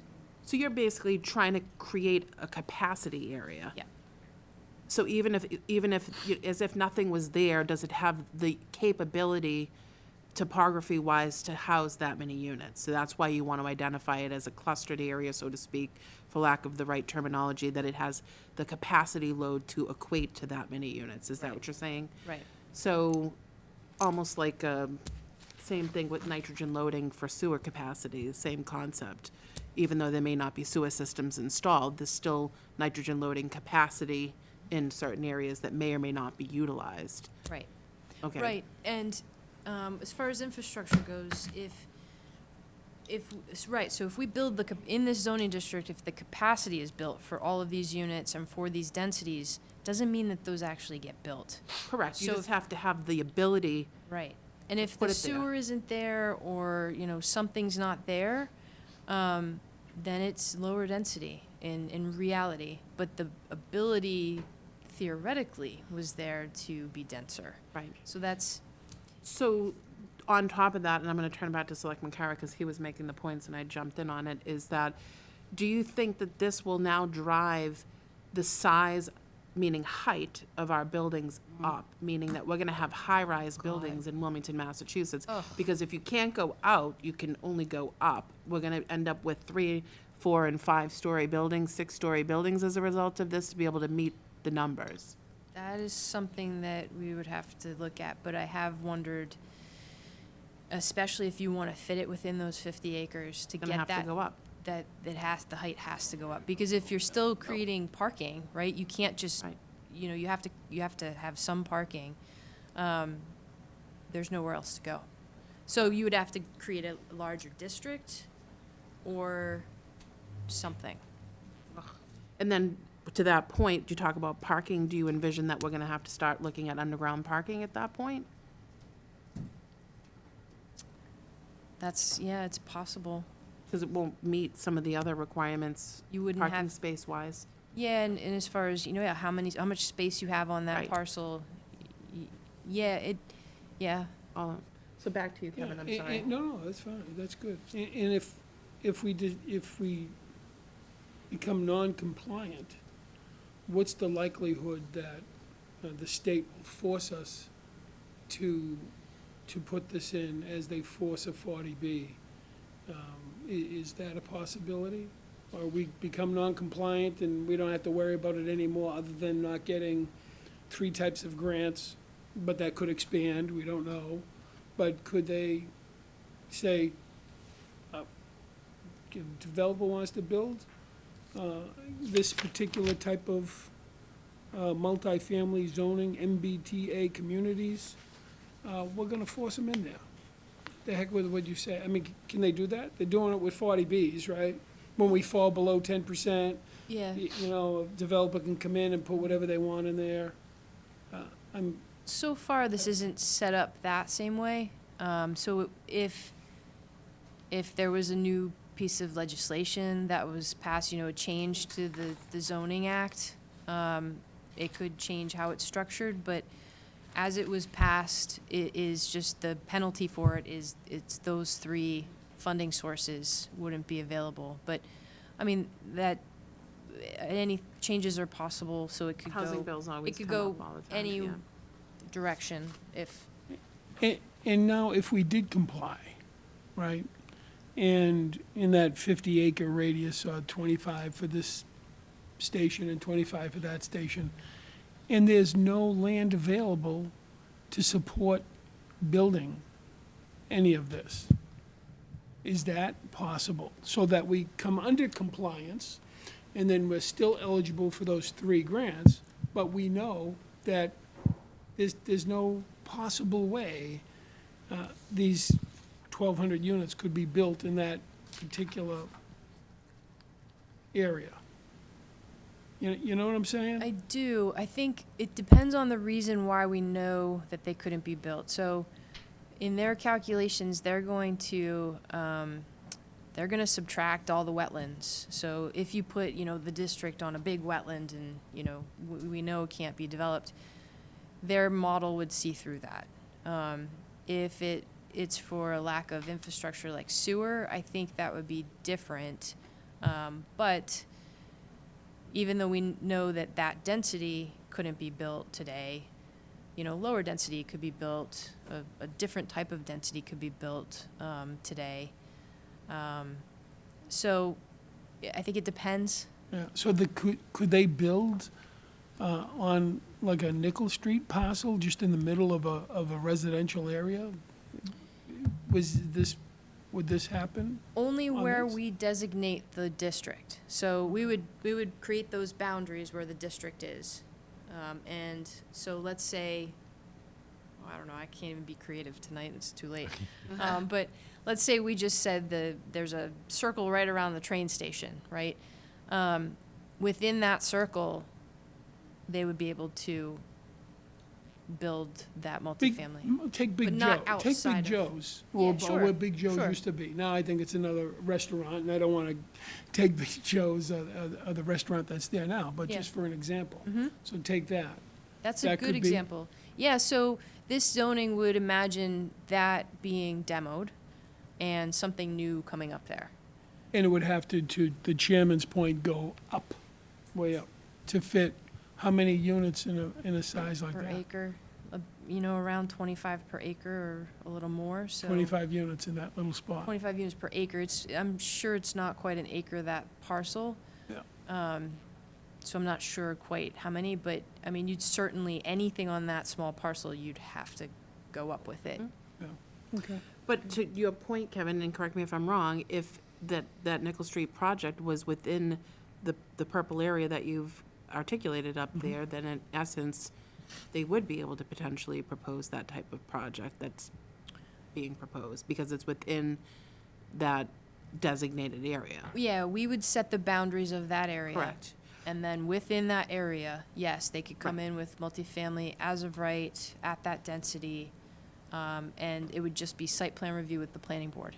And I think it's important to say that by establishing this, we don't have a crystal ball to say if you created this classification or this opportunity, whatever the right phrasing is, that we don't know if it's gonna produce one building application or 100. We don't know. It just means that we've loaded that capacity potential into that nucleus area, and that if the opportunities present itself for a builder or developer to string multiple parcels together to create, a builder opportunity, that they have more potential to develop that in other ways than what they otherwise would have had. Is that fair to say? Sure, yeah. And then, so to that point, something, and I'm just gonna throw an example, but, a ranch that's on a R20, maybe there's multiple ranches together and someone ends up picking up multiple, because we do have people that own multiple houses side by side, that they now could take that and re-engineer that, if you will, under the right framework to make that a multi-unit dwelling versus a single-family home structure, or a series of single-family home structures. Yeah, if it was in that district, right, and. Correct. Right. So, It would incentivize people to buy clusters of properties to be able to create something. yeah, that's why in my mind, we would be sticking to sort of commercial areas and would avoid the, Residential areas to have that, so we don't have these pop-up right. campuses, so to speak, now coming into play. Right, and you know, I would say that, as we all know, commercial generally is struggling, right? And typically, housing is a way to kind of infuse an active use and use vacant parcels. So we can have the conversation as a community of what's appropriate in our commercial areas to maybe add some multifamily in certain spots, like we've been doing. We've been rezoning some areas like that.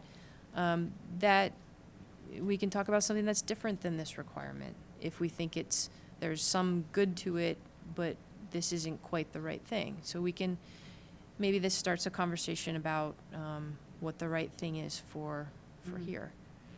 But it sounds like we have to fit in their box. For this, we do. Do you know For what I'm this, saying? we do or we don't, and Right. like you said, it's a cost benefit of whether it's worth it or not, and whether it's what people envision for town.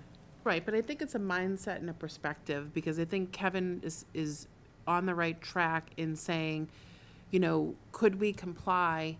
It just creates this opportunity, but it doesn't mean that it's gonna come to fruition.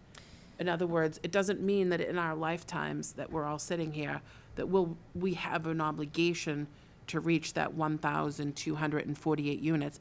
That may never happen in any of our lifetimes. It just means that the capacity is loaded in that specific geographical area if the opportunity presents itself, that they don't have to go through a stringent regulatory process. They're gonna have it as a matter of right.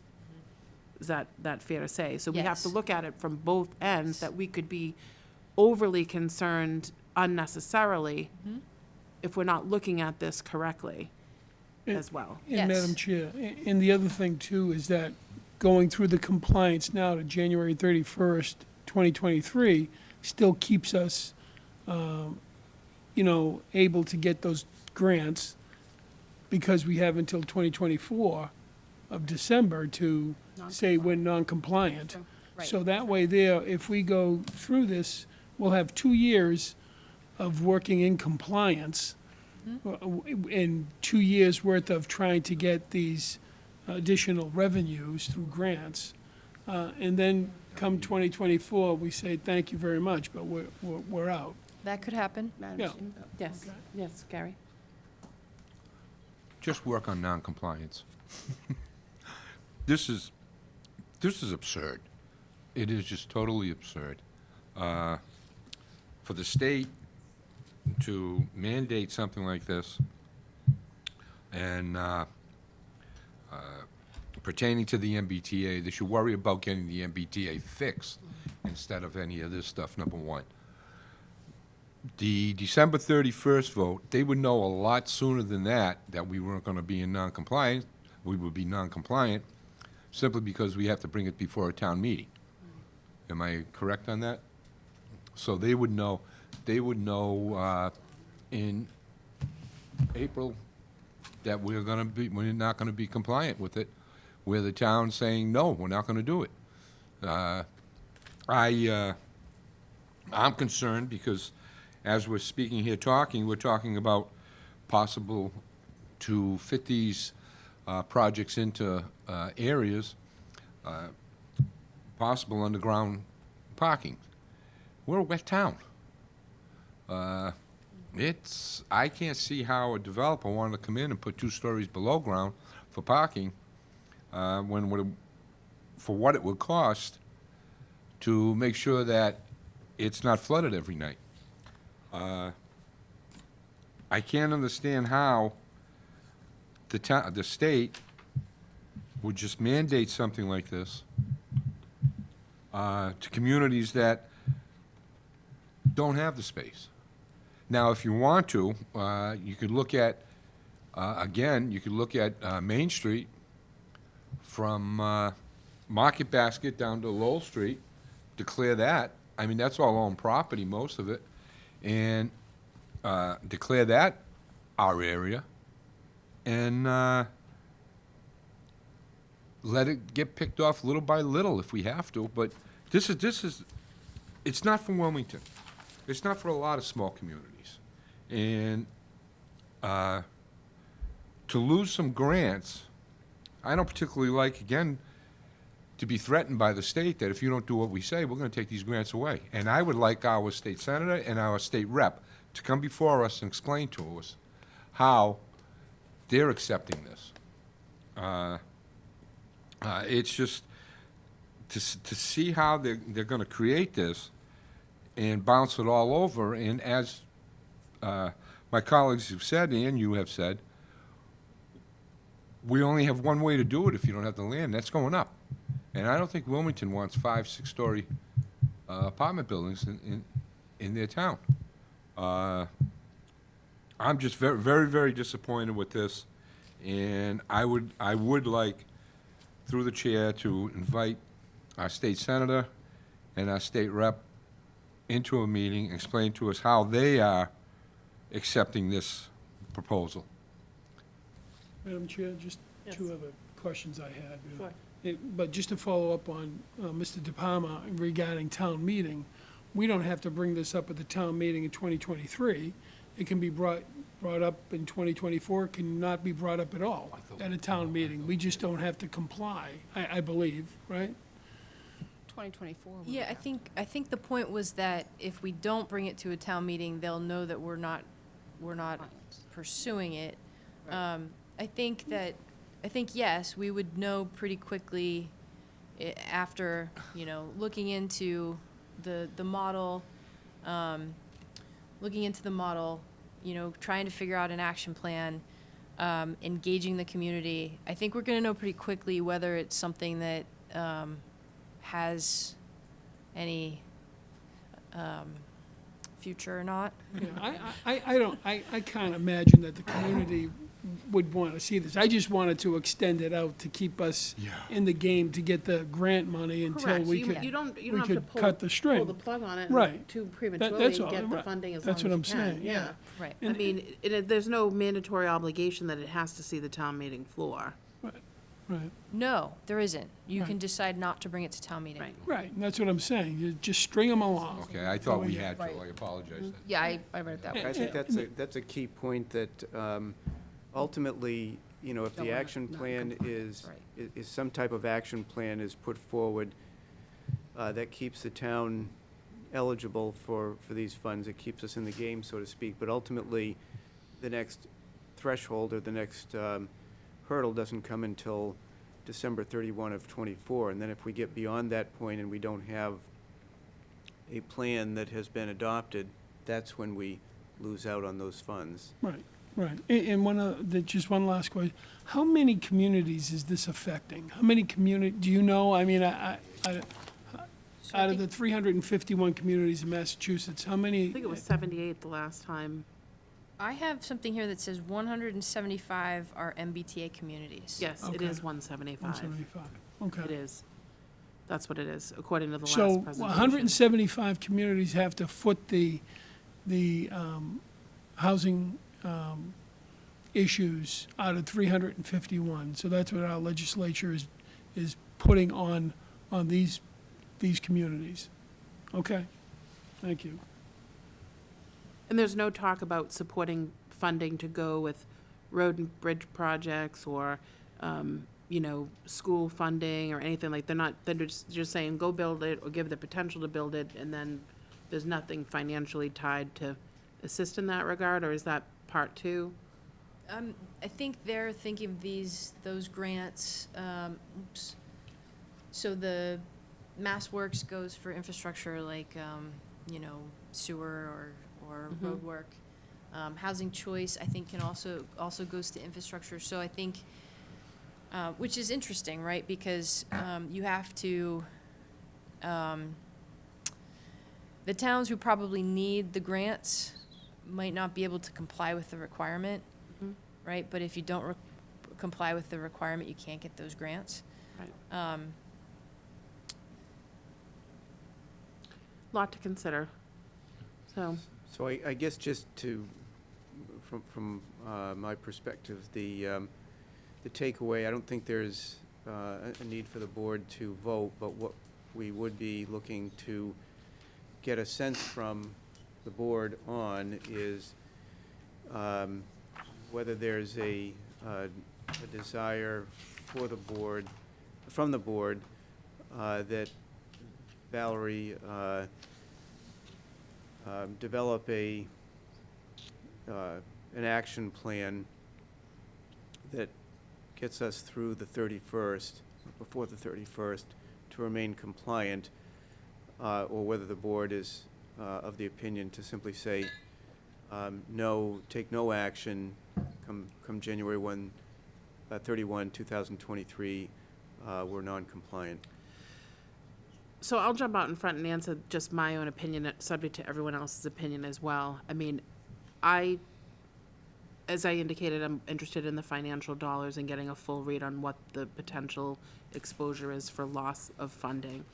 I want to be respectful of your role and your time to have an understanding if working this up, that you feel like respected in this process, and then we're not putting an undue hardship on you, meaning I would like to stay compliant till the very last possible second before we make a decision, while understanding that that could be tasking you with a workload, and then we decide that we don't want to pursue it, and you've put in all of this effort, and it doesn't go any further.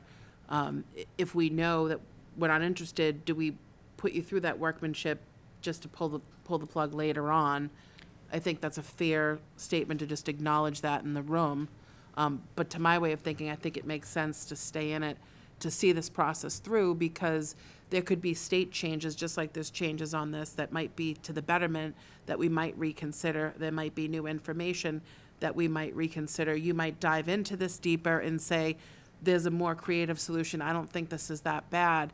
And I think we should give you the opportunity to do your job to the fullest extent and kind of get a recommendation from you if we, because you're the professional that's talking to the people in DHCD, you know what's coming down the pike, you're talking about best practices with your colleagues and knowing how other cities and towns are handling this, that I don't want to just pull the plug on this too prematurely without doing any sort of due diligence. So I think it's a fair use of time to invest more time in this, to reconsider this at a further date. How does that sit with you? I think that's a great idea. I think that, I don't know if it's my morbid curiosity, but I would really like to look at the compliance model, see if there's something that, something creative that, that could work, that, people might get behind for, I think it's worth looking at and doing a little bit more work, and even working out an action plan to give us more time to explore it, with no commitment that we have to do it. Sure. That's my belief, but I'd like to hear from everybody across the table. No, I agree. I mean, that's what I expressed earlier, and I think we should move forward in that regard. Anything, Selectman Bendel, on your end? Yeah, I really appreciate, you taking the time to digest all of this and certainly report back to us. I look forward to hearing more after you've had a chance to do that. And obviously, I've already stated that, like most of us, have a great concern is my initial reaction. But even just sitting through this and kind of processing this in my head, you mentioned 150 some odd communities, 170.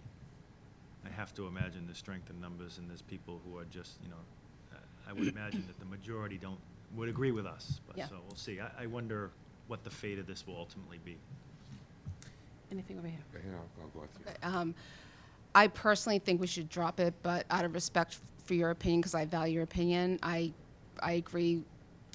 Go through to the January 31st deadline. Let's see what we're going to end up with there. I really do think, I'm not for it. I really don't think the residents are going to be for it, and I just don't want you to put more work into it than you have to. But I'm on board with your recommendation of seeing it through to that deadline. And then maybe, who knows, but the way it's laid out now, I know.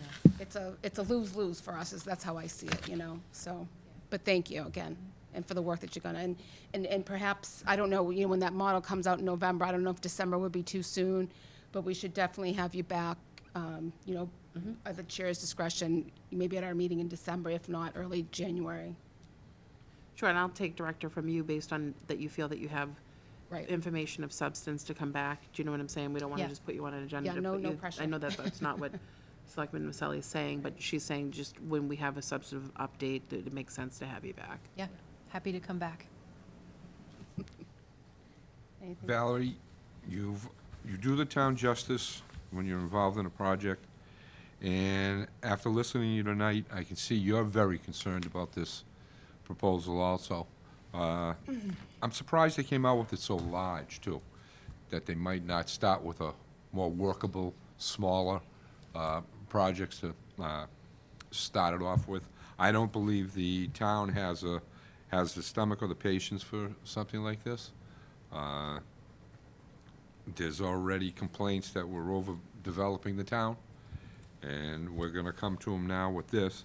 I agree that let's wait and see what comes out of this, and I'm assuming that, like anything else, you'll be communicating with colleagues from other towns with this, and you'll start getting a flow of how those towns are reacting.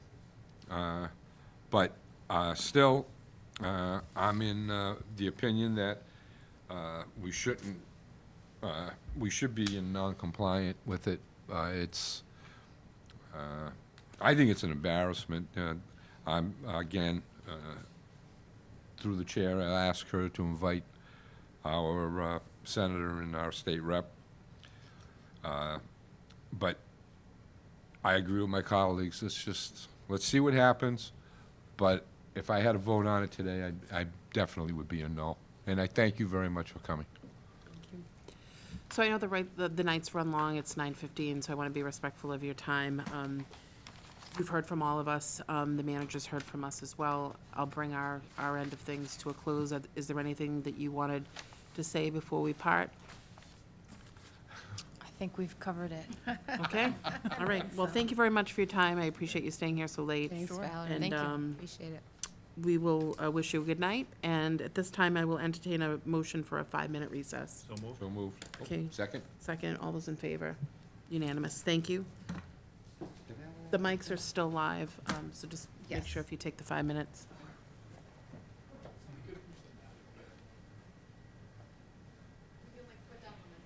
Okay, thank you. Yep.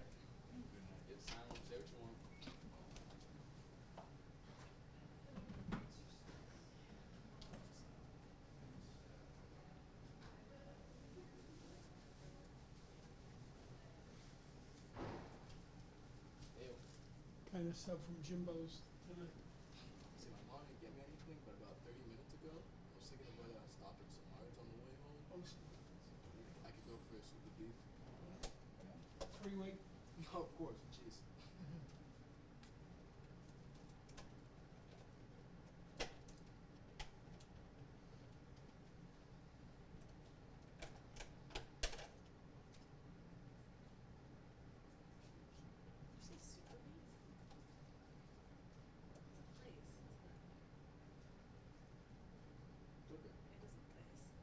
But a super beef is also like the same response. It's like one of like the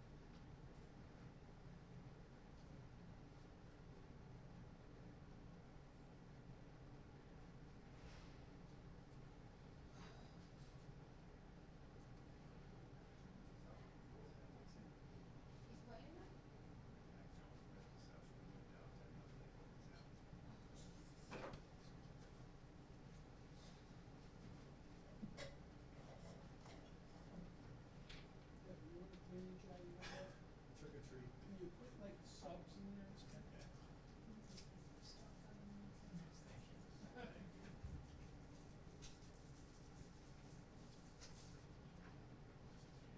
Okay, I will call the meeting back to order at this time. Moving on to our next discussion regarding the fiscal year 2024 budget. I'll turn it over to Mance. Yes, Madam Chair, so at the chair's request, I put together a memo just outlining the budget process. Some of you may be certainly familiar with the general timeline, so it essentially starts, or has already started. Department heads were provided with some guidelines in terms of developing the capital improvement plan, which, as you know, is a 5-year rolling plan.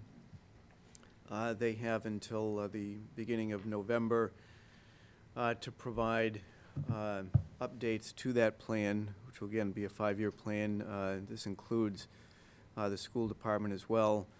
Separately from that, there'll be a similar guidance document here going out the beginning of November for the operating budget, with the expectation that submissions are due the beginning of December.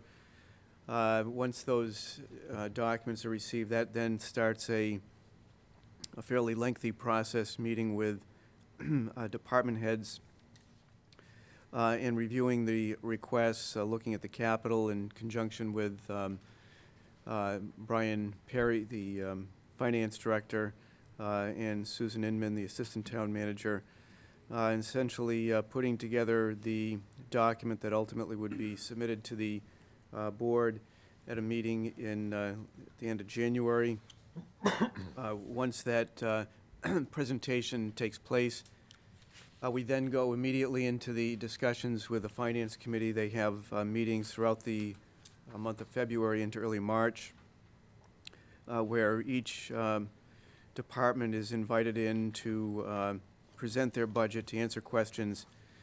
Once that process is completed, in March, mid-March, the Finance Committee and the Planning Board hold a public hearing where essentially it's a preview of annual town meeting. It's an opportunity for residents to ask any questions, for the Finance Committee members to ask any remaining questions of departments and myself about the budget. And then we proceed into the annual town meeting, which this year would be April 29th.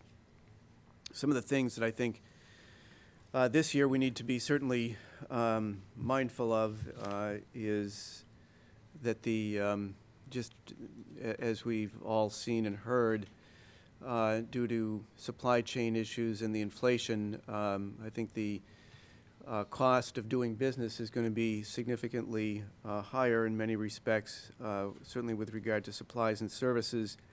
I'm already hearing from our Public Works Director that some of the items that he's looking at in terms of his capital have gone up dramatically since costs were developed last year. So, certainly that's going to be, I think, have a curtailing effect on the ability of us to do some of the capital items that are typically, or that would be scheduled on the docket for this year. I note in here that based upon the current capital improvement plan, we have over $5 million in capital slated for this coming year. Certainly there'll be discussions. I suspect some of that will have to be deferred.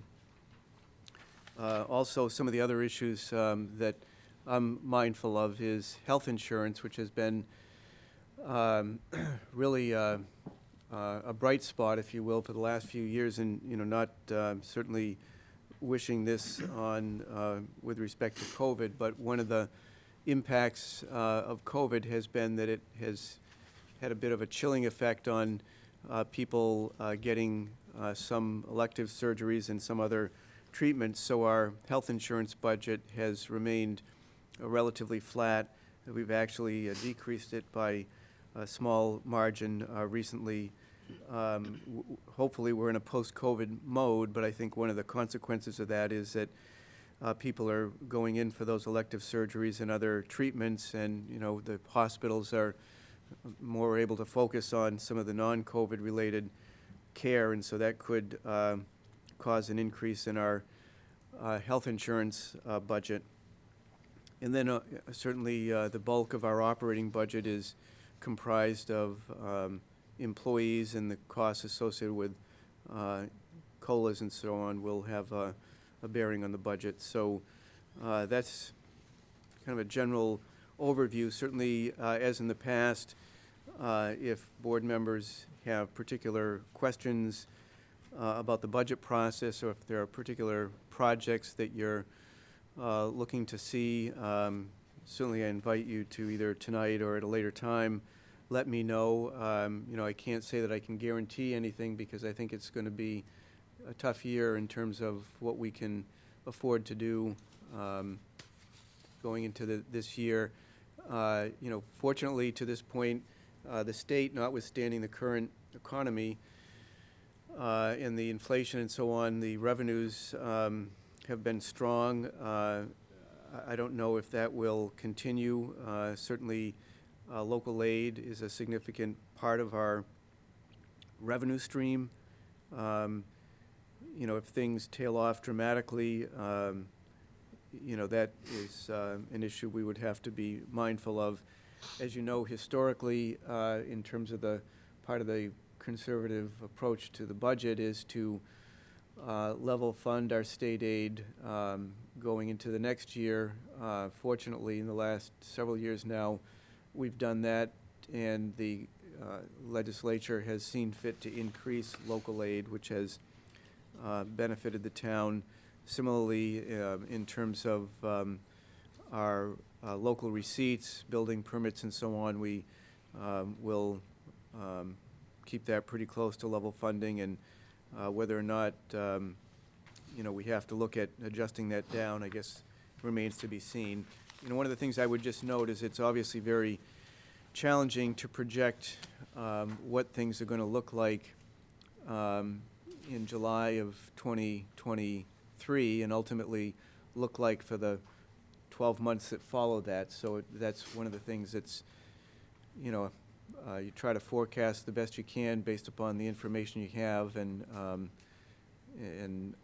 do your best to make sure you have the resources that are needed. Anybody have any questions or comments on that? You good? Yes. I do, thank you, Madam Chair. And please stop me if this is the wrong time, but, and so, Jeff, obviously, I wish you well during this time period, and it's certainly a huge undertaking, you and your staff and all the departments.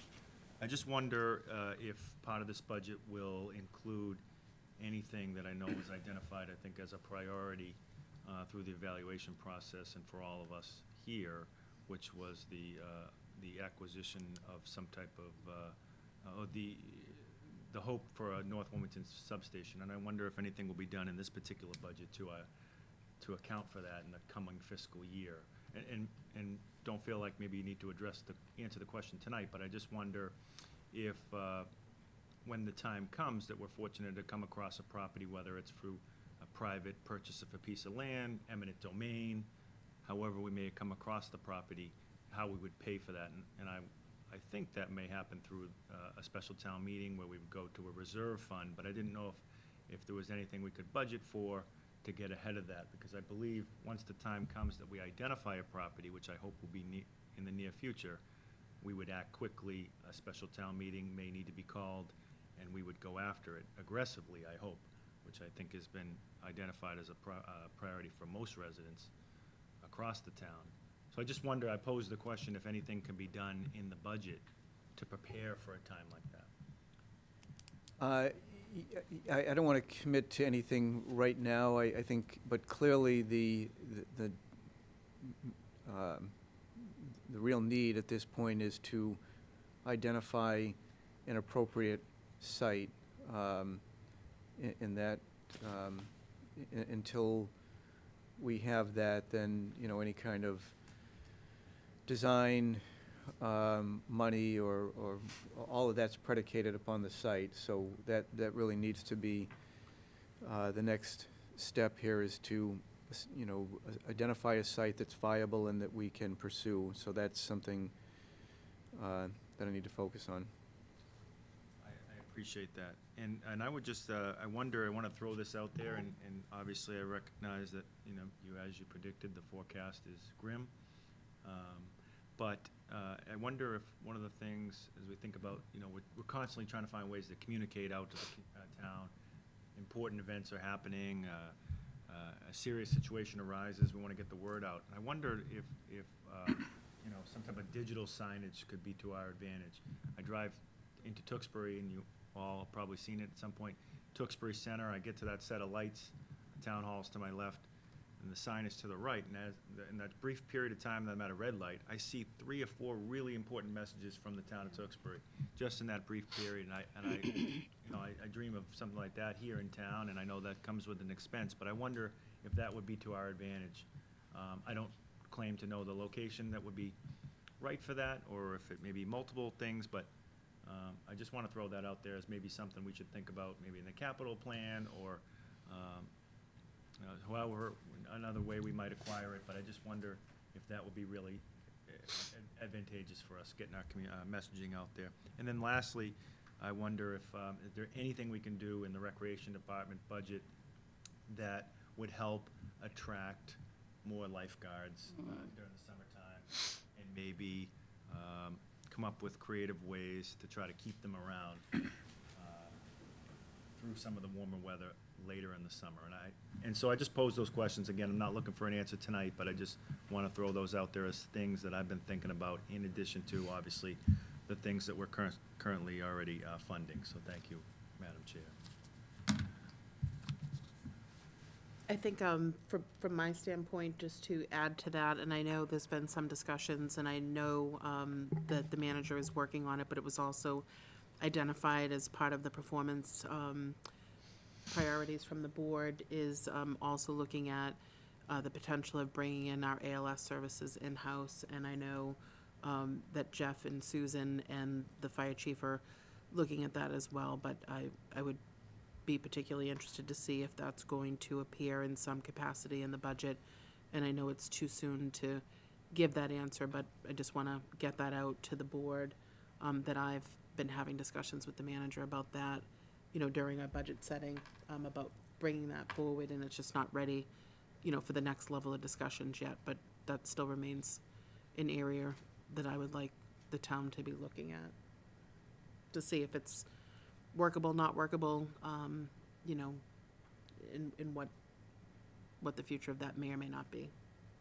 Yes. But just as a follow-up, really quickly, I just want, I've mentioned this before, and again, it's just an idea, but I wonder, I'll pose the question to the group and specifically to the manager, I wonder how long do we go with the, I believe it was $50,000 allocation from the COVID funds for COVID testing, how long do we go before we say, well, that money could be reallocated for something else? And that would have a nice $50,000 effect on your budget, which you're about to propose. And if I had to guess, knowing you, you're going to say the answer is, well, we've got to see how this winter season plays out.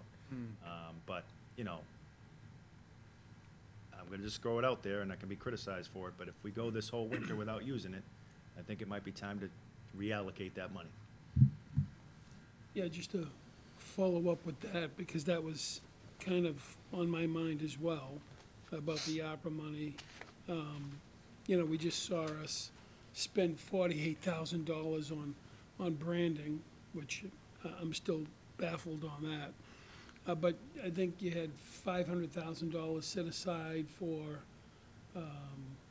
fixing facades or something to businesses, and I'm just wondering, will you look at that money again, and with the potential of reallocating some of it to some of the issues that we may have with projects that are on the horizon, that you know, that money could be used differently, but that just. Certainly can take a look at that. I guess one of the things I also have to be mindful of is the limits for using the funds, and it's, you know, I think there were 4 major categories where the funds could be used. One was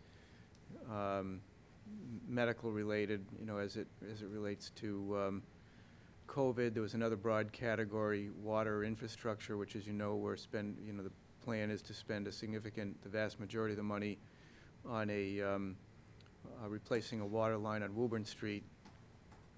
And then another category was economic development or assisting those businesses that may have been impacted by COVID. So, I know in Lawrence and in Amesbury, they use their COVID money for schools. One went to a new elementary school in Lawrence, and I think some went to the Amesbury new school that they were putting in as well, but, you know. Okay. Just to keep it, you know, I'm not trying to take money away from the area businesses that may need it. I just want to make sure that if you need it elsewhere in the budget, you have that flexibility, you know. right. Okay. I think the other thing that I would add, and correct me if I'm wrong, and timing is everything as well, but we did have a presentation back a while ago, you know, regarding a possible initiative or solution to make any sort of steps towards helping with unaccepted ways. And, you know, that was tabled, I think, at that time. That's my recollection. And, you know, perhaps that, you know, isn't something that we can immediately fund 100%, but I think that we should consider looking back at that and making a decision if that's gonna play into this upcoming budget in any way, shape, or form, even if it's a first start to try and take that up in some limited capacity. But I think, you know, it's an open action item to be looking at that, and I think we should be discussing when it makes sense to revisit that, because it's been a while since we've discussed it. Anything to the left? Anything more to the right? Okay. Thank you. Okay, moving on to the next item, which is the assignment of motions for special town meeting for Saturday, November 19th. This memo is just a first crack, if you will, at assignment of motions. So there would be 4 articles. The first, as is typical in these special town meetings or annual town meeting, dispensing with further reading of the warrant. Committee reports, which, as you know, will be reports on both of these projects, the senior center and the town school admin building. And then third would be the appropriation of funds for the senior center, and then the appropriation of funds for a town school admin building. Certainly, if board members wish to make changes to the assignments here, as I note in my memo, I lead off with Chair O'Connell for the first article, followed by Select Board Member DePalmer for committee reports, followed by Select Board Member Maselli for appropriating funds for the senior center, followed by Select Board Member Kyra for the appropriation of funds for the town school admin.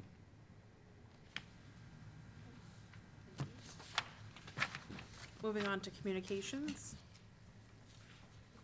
First on the docket here under communications, Select Board Member DePalmer recently attended a MSBA-sponsored tour of the Hildreth Elementary School in Harvard, and he has offered to provide the board with a brief update on that visit. Thank you. I was there with Melissa Pullman from the school board. It was very interesting. It was more towards communities that are just starting to get their foot wet, really, in the process. It was explanations on, how the application process takes effect, and time periods, and they're still talking 5 to 7 years. It was informative because they were saying there were so many towns now applying that their percentages were probably going to start dropping on what they're going to be offering.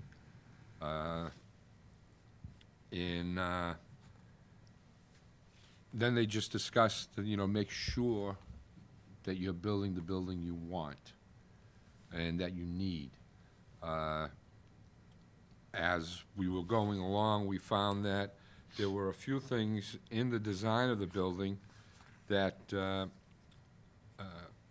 town of Harvard had to pull out because of the cost.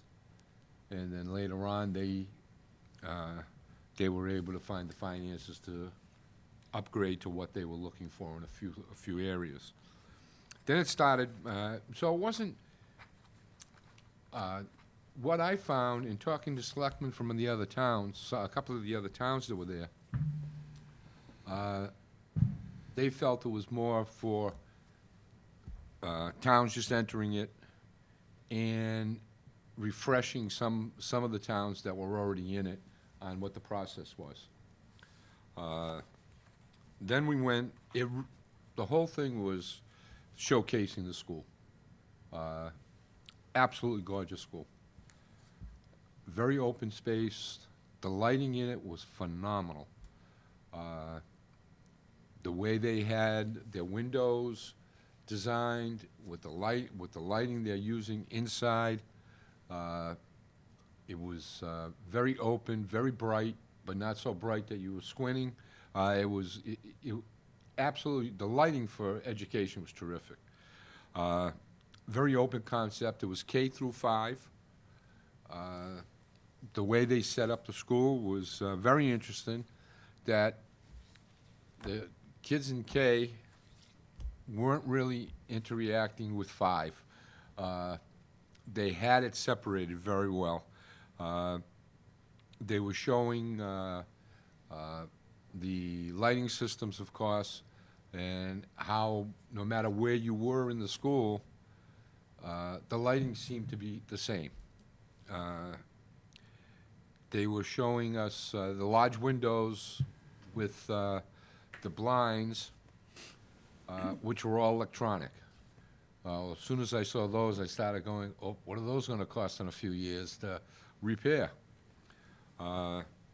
Every nook and cranny of the school was being utilized, whether it was the stairways, your angles and underneath the stairways. There was seats in there so students could sit and read, use their laptops, use their whatever they were using. The flooring on it was amazing. It almost felt like a sponge. And they were explaining, it was a new tile that it's out today. They did it so if one of the little guys, girls fell, it wouldn't be as hard on them. They were told that the life expectancy is the same as a standard tile floor. It was, the library area was books and reading, but also electronics. Their Wi-Fi set up in the school, there is no place you could go in the school without Wi-Fi. Strong, and it was very, very impressive. The colors, the way they designed it, there were things that in the design that I didn't particularly care for, but I'm not going there. It was a lot of conversation I had with school committee personnel and selectmen that were there. Was, of course, cost. This school was 85,000 square feet, and it was $43,900,000. What's that parlay into today? I don't know. Student enrollment in it is 445 students. And again, I'm sorry to say, I don't know what they're looking at Wildwood for a population of students. But I can see now how expensive it's gonna be for us to build a new school. I found that some of their concerns aren't the same concerns as ours. They preferred to have their entrance in the back of the building. And I was looking at it where I prefer it to be in the front. Whether it's front is for visitors, and then there's a rear entrance for students, however they're designing it.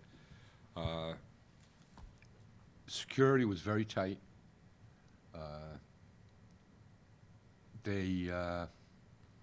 Everything was alarmed.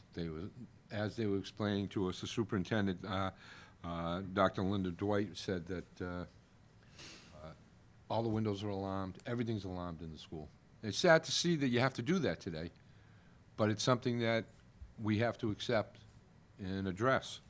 Again, like I said, the colors were very impressive. They were all neutral, but they were bright. Their playground area was right behind the school, where teachers could be out there with the students, but also it's being viewed by the administration staff from inside the school. It's solar. It was a lot of solar panels. Their whole roof was covered with solar panels, and it's a new heating system they have. And unfortunately, I didn't get the name of it, but they said it was supposed to reduce their heating bill by a third. And in today's economy, a third is a lot. But like I said, they were, the school's been structured to accept all the solar panels. There's, their cafeteria was very impressive. You had two lines in your cafeteria. One was for hot meals, and one was for cold meals, sandwiches and things like that. Everything was made on site. You could view food being cooked from the cafeteria. It was a complete open area. I was impressed with the cafeteria area. The bathrooms were all the sinks were outside the bathrooms. They didn't really get into why, except for the younger children to make sure they washed their hands. But it was an interesting concept that I hadn't seen before. As loud as our tour guide was, you couldn't hear it. It was very quiet. Their walls absorbed the sound so well. And I was intrigued by how they came to their design and how they decided to go solar as much as they did. Every roof had solar on it. And it's as they said, if they had the area, they would also have a windmill. It was very open, and that was about it. It was, like I said, it was more in introducing us to a new school and what can be built today. And I appreciated everything they did for us. Thank you. Thank you for that. Also, thank you for going and representing the Board of Selectmen. I know it's very valued and appreciated. It was quite a commitment for that day, and I appreciate you being all too willing to volunteer to do that and to bring the information back to the board. So it's very much appreciated, and I know this information's cascading through with Melissa Plowman as well. And thank you, and that this is getting, the feedback is getting, across to the various parties that need to hear it. One question for you, and do you know approximately how much it costs for them to build this? Yes, I already said, it was 43 million, 48 million, Okay. whatever, it was right Okay. on the back page. Right, turn it right over, The backside, back of the. backside. Back of the. Sorry. Gotcha. Okay, thank you. Appreciate it. You know, and I didn't know how many students the Wildwood would be holding, you know, or the school we build, K-1 through 5. But that was for 435, I believe it was. Thank you. Just through the chair, I think the Wildwood holds about 150, 158 kids, but I don't like the concept of, not that we have to get into things, Yeah, it's but- getting late, the hand washing outside the I- bath. Only because when the kid goes to the bathroom, he's gonna push the door Yeah, open I with agree. dirty hands, rather than washing Thinking it. the same thing. And did they have a gymnasium? A You didn't beautiful mention that. gymnasium. Okay. Just quickly on the gymnasium, it was a standard basketball court. Their auditorium was in there, but it was sunk in so it wouldn't cause a commitment, cause an issue if any sports was being played on there. The gym is open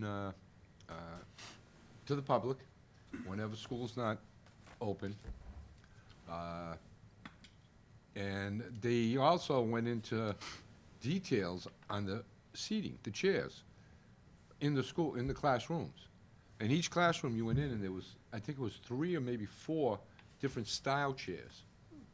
For ergonomics and whatnot. Yes, but That's great. Thank you so much. Okay, so moving on to the next communication, which is the memo from Valerie.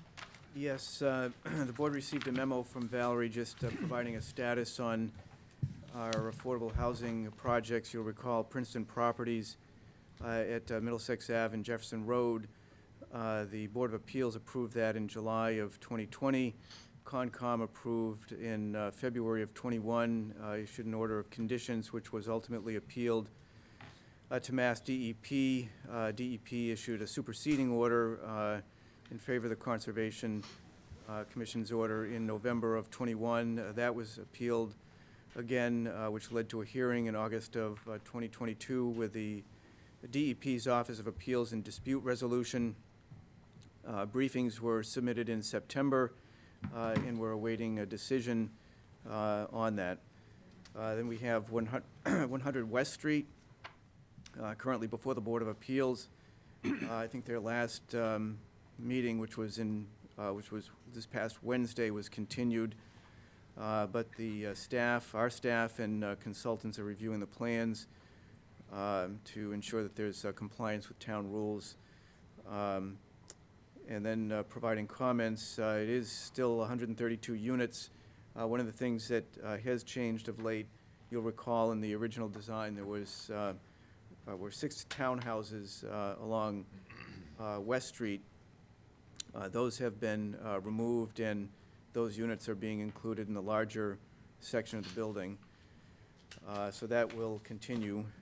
79 Nichols Street, as you recall, comments were submitted to Mass Housing at the beginning of September. We're still awaiting determination of eligibility from Mass Housing, and that was 12 units. Next, we have a letter from Catherine Racer, Director, Department of Housing and Community Development, regarding the local initiative program for Rachel's Village. This is a 36-unit development on Lowell Street. 5 of those units are affordable, 80% of area median income. The letter describes the process the town needs to go through to have those 5 units counted on our subsidized housing inventory. And then, and part of that process includes having the certificate of occupancy issued on the units in order for them to be included on the SHI.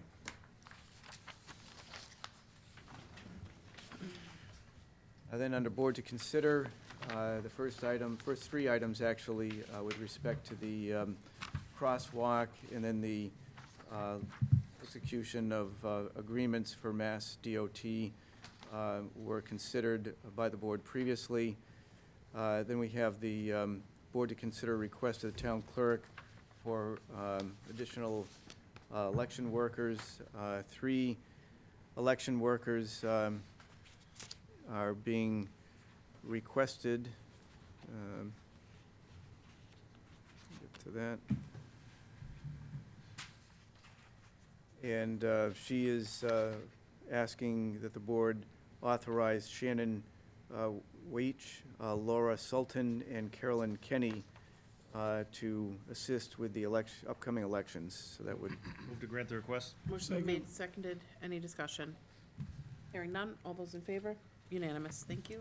I would also just note that she's also going to be utilizing, referenced in her memo, 2, but actually 3 students to assist with the balloting process for community service purposes on their end. We have a board to consider request of Louis Simaglia, Director of Veteran Services, to use the town common Friday, November 11th for Veterans Day ceremonies, invitation to the Board of Selectmen to participate. Move to grant the request. Motion been made, seconded. Any discussion? Yes. I just wanted to go on record. I will actually be out of town that day, so I unfortunately won't be able to attend. Okay. Thank you for letting us know. All those in favor? Unanimous. Thank you. Next, board to consider request of Louis Simaglia, Director of Veteran Services, that the Wilmington Town Common be illuminated in green during the month of November in support of veterans. Motion to accept. Second. Any discussion? Hearing none. All those in favor? Unanimous. Thank you. Next is a board to consider ratification of the town manager's appointment of James Buck as a member of the Historical Commission for a term to expire April 30, 2023. Would anyone like to make a motion to grant that appointment? So moved. Ratification of the Second. town manager's appointment. Motion made and seconded. Any discussion? Hearing none. All those in favor? Unanimous. Thank you. Next is the board to consider signing the deed relative to the sale of town-owned land located at Pershing Street, map 77, lot 26, pursuant to the affirmative vote on the Article 54 at the annual town meeting on April 30, 2022. You'll recall previously the board authorized the purchase and sale. The property is being purchased for the amount of $52,000. So I would suggest, based upon advice from council, that a motion pursuant to the vote taken on Article 34 of the April 30, 2022 annual town meeting to convey to Ryan Donnell and Kerry Molly the property located on Pershing Street, identified as Assessors Map 77, Parcel 26, and to authorize the Chair O'Connell to execute on behalf of the board any deeds, affidavits, statements, any other documents necessary or convenient to accomplish sale conveyance. So moved. Second. Just- Oh, Just a quick discussion on that. Motion I- been made and seconded for discussion. Go I ahead. believe the town manager said Article 34. Just for the record, it's 54. I'm sorry, 54. Thank you. So motion been made and seconded for discussion. All those in favor? Unanimous. Thank you.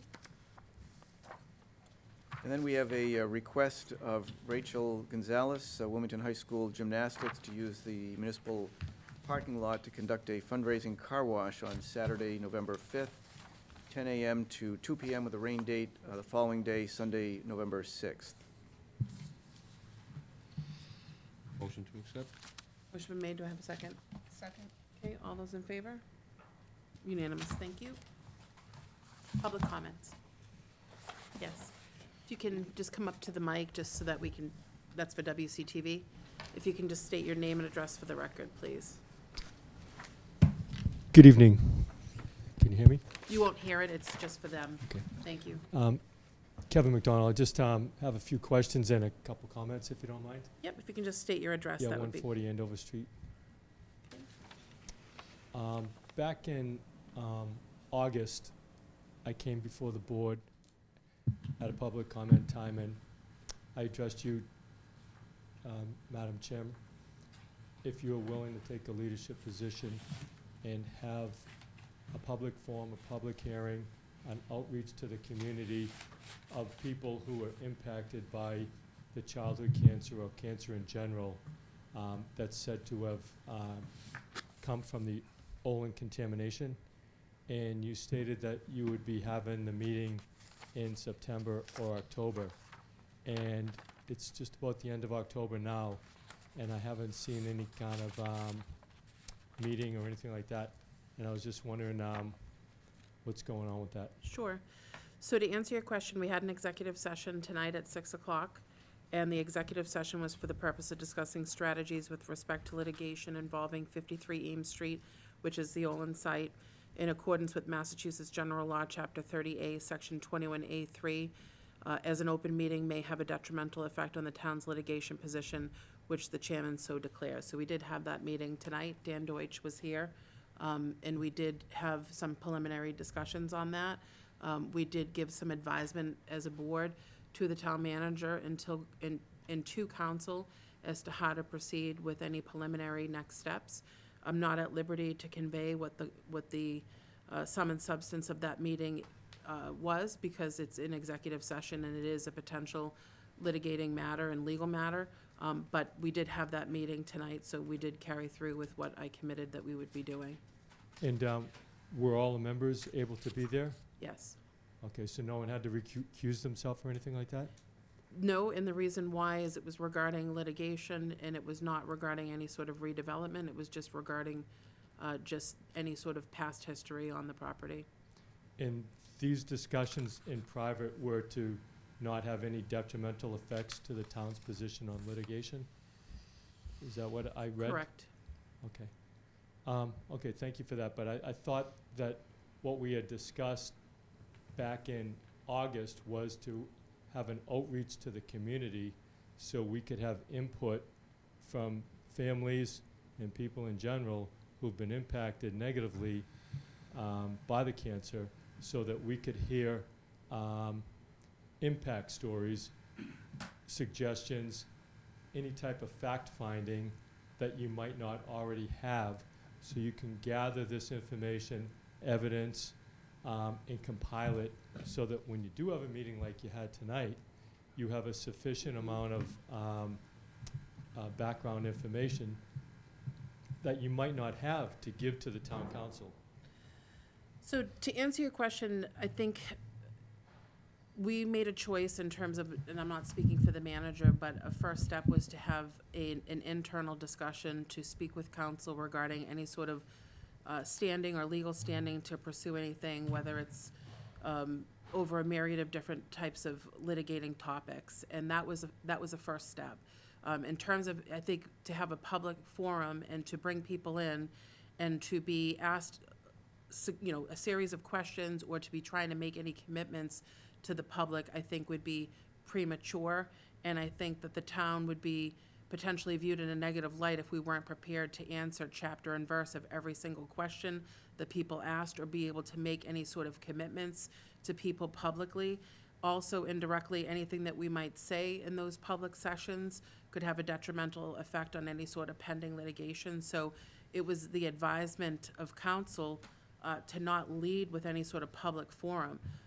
Can I say in the future that that will or will not happen? I'm not prepared to answer that question right now, but it was not advisable to use that as a first step. I guess listening to your comments, I could understand that. And I wasn't really looking for the town officials to actually answer questions, make comments, or offer advice or anything like that. I was looking for a public hearing to hear out the public, to hear victim impact statements and that sort of thing. I And so understand that. I'm I just could- going to interject, if I may, is just to say that I think that there'll be at a time and a place for those things to happen if anything should come from a litigating standpoint. And, I don't want to be mistaken that this board doesn't think that what victims may have had to endure, any sort of victim impact statements may or may not be important. They are very important, but, this was not the time or the place for that to happen. And, Tonight, you mean. correct. And also, too, town hall is open for business Monday through Friday. If someone has something compelling that they want to share, with the board or with the town manager, they have that opportunity each and every day of every calendar year. So I don't think we need to have a public hearing for someone to feel that they have a line of communication to myself or to the board or to the town manager. I'm hesitant as the chair to have an open forum to be able to do that, because regardless of the fact that it's a public hearing, people are going to organically ask questions and be looking for deep commitments that we're simply not prepared to make. This was a first step towards looking into this. We've made no commitments as to what the town will or will not be involved in, and it's a first step. Okay. And totally different subject. I've been hearing about a lot of money being spent on studies, engineering, a lot of time being spent on presentations and hearings on the new town hall, the Wildwood School. And can you share with the community if the Wildwood School gets built and the new town hall gets built, what happens to this building? And is there a particular reason why money's being spent on the Wildwood before we find out if the town hall is gonna get approved by the voters, for the purpose of maybe using this building as an early education facility rather than pumping millions of dollars into the Wildwood? So to answer your question, there's been no discussion that I'm aware of, and the manager can correct me as to if the town hall is built, what the intended use of this building will be in the future. That hasn't been decided. In terms of a commitment to spend money into Wildwood at this given time, the Doran Whittier has been working with the town to go through, I believe, approximately 16 scenarios. They've eliminated some. They're still working up many. There have been many plausible solutions. There's a Wildwood Building Committee that's happening tomorrow night. Certainly that's open to the public for people like yourself to go to and listen to and hear what the committee is looking at in terms of suggestions. There's been no town commitment to spend any dollars at this point into Wildwood. Could that change in the future? Possibly. But there's been no statement of fact that this is how the town's going to proceed in that regard. Do I think that's coming soon? I do. It's not going to be decided tomorrow night, from what I understand. Correct me if I'm wrong on that, Town Manager Hall. But town meeting will happen on November 19th, separate and distinct from the Wildwood endeavor. And I understand that people in the community, like yourself, are looking at a holistic approach and how all of the pieces fit together and how allocations of monies might be spent in any one given area. That hasn't been decided yet. So people will have their voice heard at town meeting, and they'll be able to speak on the merits of both of those warrant articles. I will tell you that those warrant articles are separate and distinct from the Wildwood, and I can't speak for the moderator, but I think that that will be navigated through, that I understand people might be looking at a holistic budget, but the Wildwood really isn't part of the presentation model for town meeting in my estimation, although I understand that people are looking at the dollars and cents across the board. Regarding your comments regarding making this an elementary school, I'm just giving you what I've learned throughout this process. I'm not superintendent of public buildings. I'm not empowered to make this decision unilaterally, but I can tell you that it would be a significant expense to retrofit this back to an education center for students. I think it would need modifications to it such that, based on the assessed value of this building and what the cost of doing business to do that in this current environment, we would have to be mindful of it tripping a significant upgrade, that the whole building would have to be brought up to code. And, you know, I don't have the facts and figures to make this statement, but I would be concerned, this is my opinion, I would be concerned that it would be cost prohibitive to do that. And I also think the timeline of execution to even consider something like that may not map to the school timeline for anything to be ready in time to serve the needs of our students. But, you know, as a lay person and hearing what I'm hearing through the reports and getting updates, I don't know that would make sense to do that. But again, I'm not qualified to make that assessment. I appreciate your comments. I'm going to respectfully disagree with you. And just a point of information, I actually went to elementary school here. So did I. At one time, Yep. it was an educational facility. I went to so- first grade right in this room. So I can understand where you're coming from. And so I just don't know why you would think that it would be cost prohibitive to turn something that was a school back into a school. Well, like I said, I would defer to George Hooper and some of the other professionals that have more skills than I do. But, things have been changed in provision. There's been significant IT changes. Things have been moved around. This is not a conducive classroom, in my opinion. There's no, there isn't the proper setup for it to go back to a school. That's just my opinion. And I'm okay with you disagreeing with me, and we both, do. we both could be enlightened to see that, but that's not the intended plan, and there's been nothing brought forward up to this point.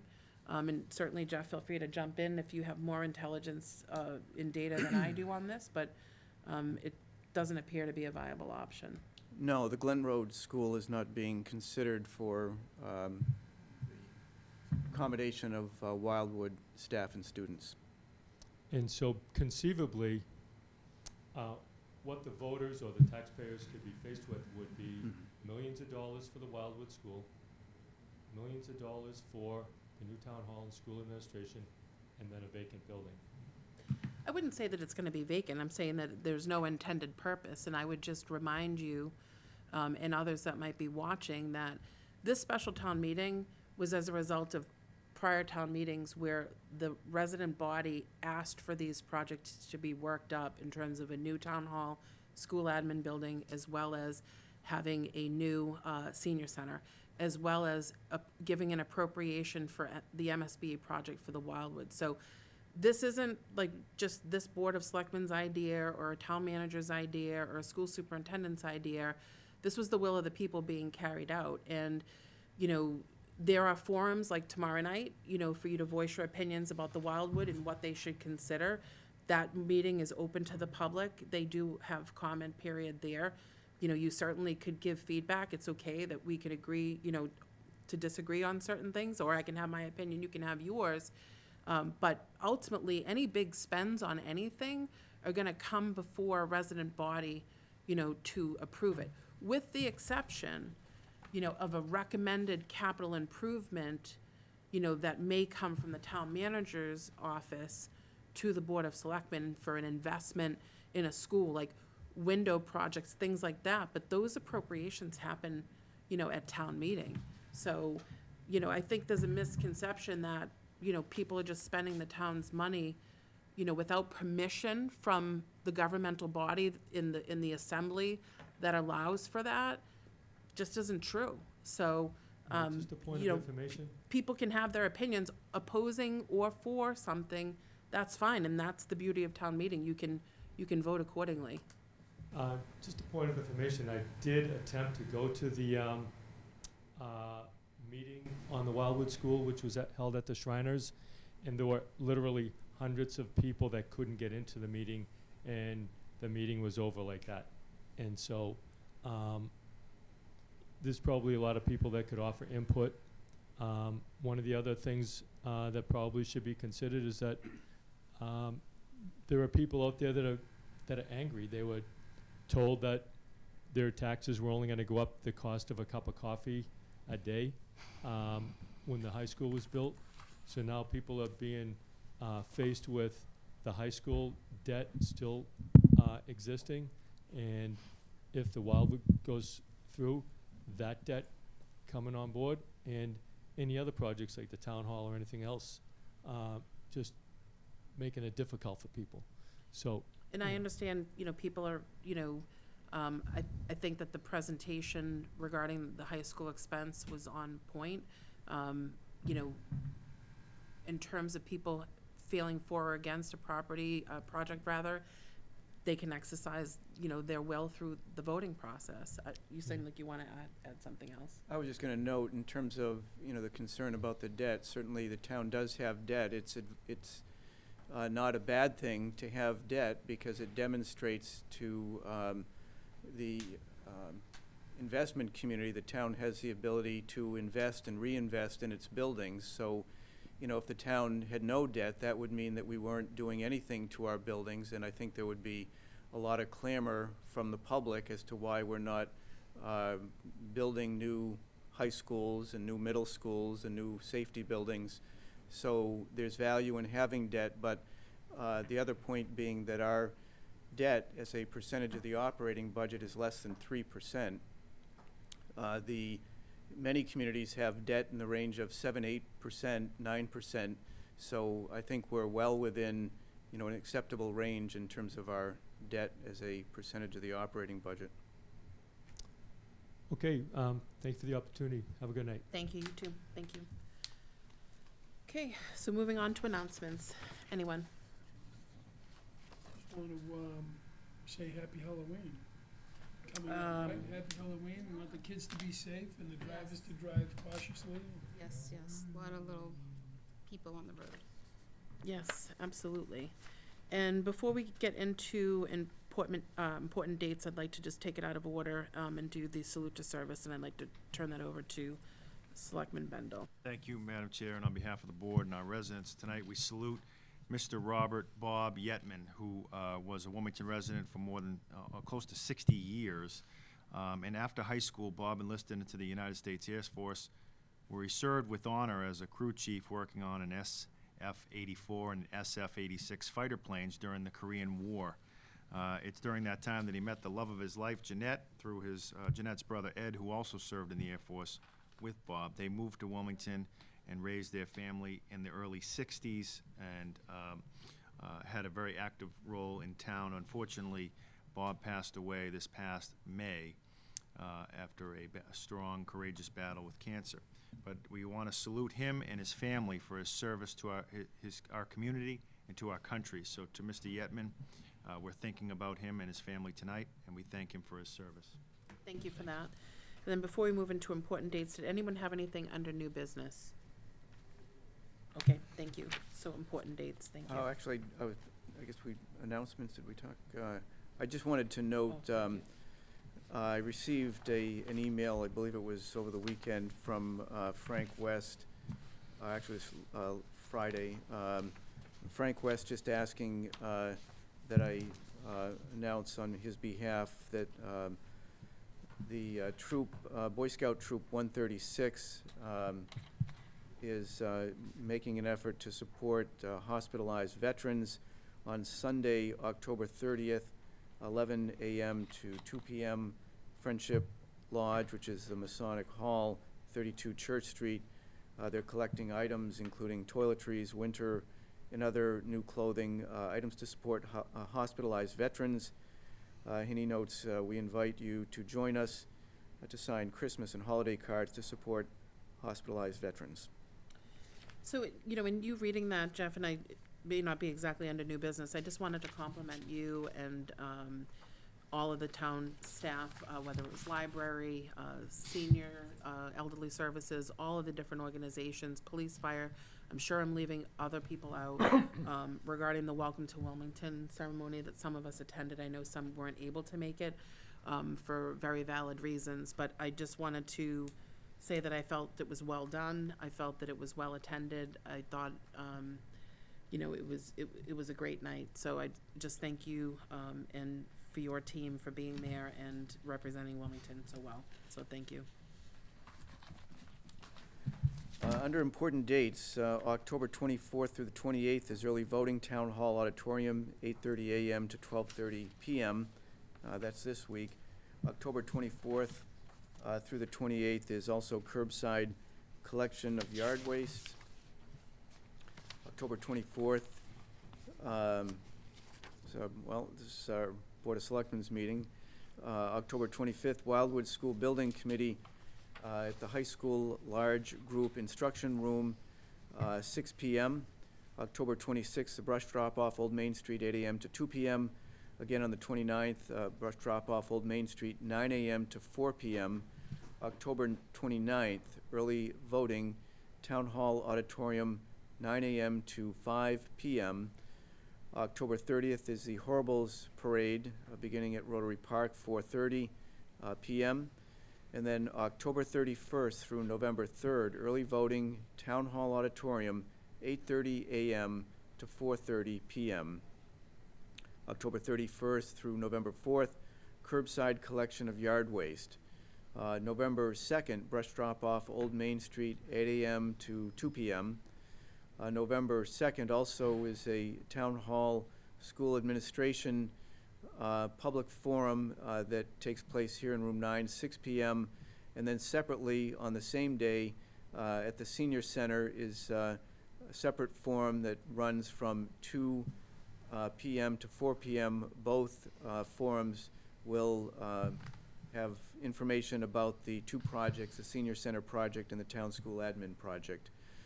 November 4th, early voting, Town Hall Auditorium, 8:30 a.m. to 5 p.m.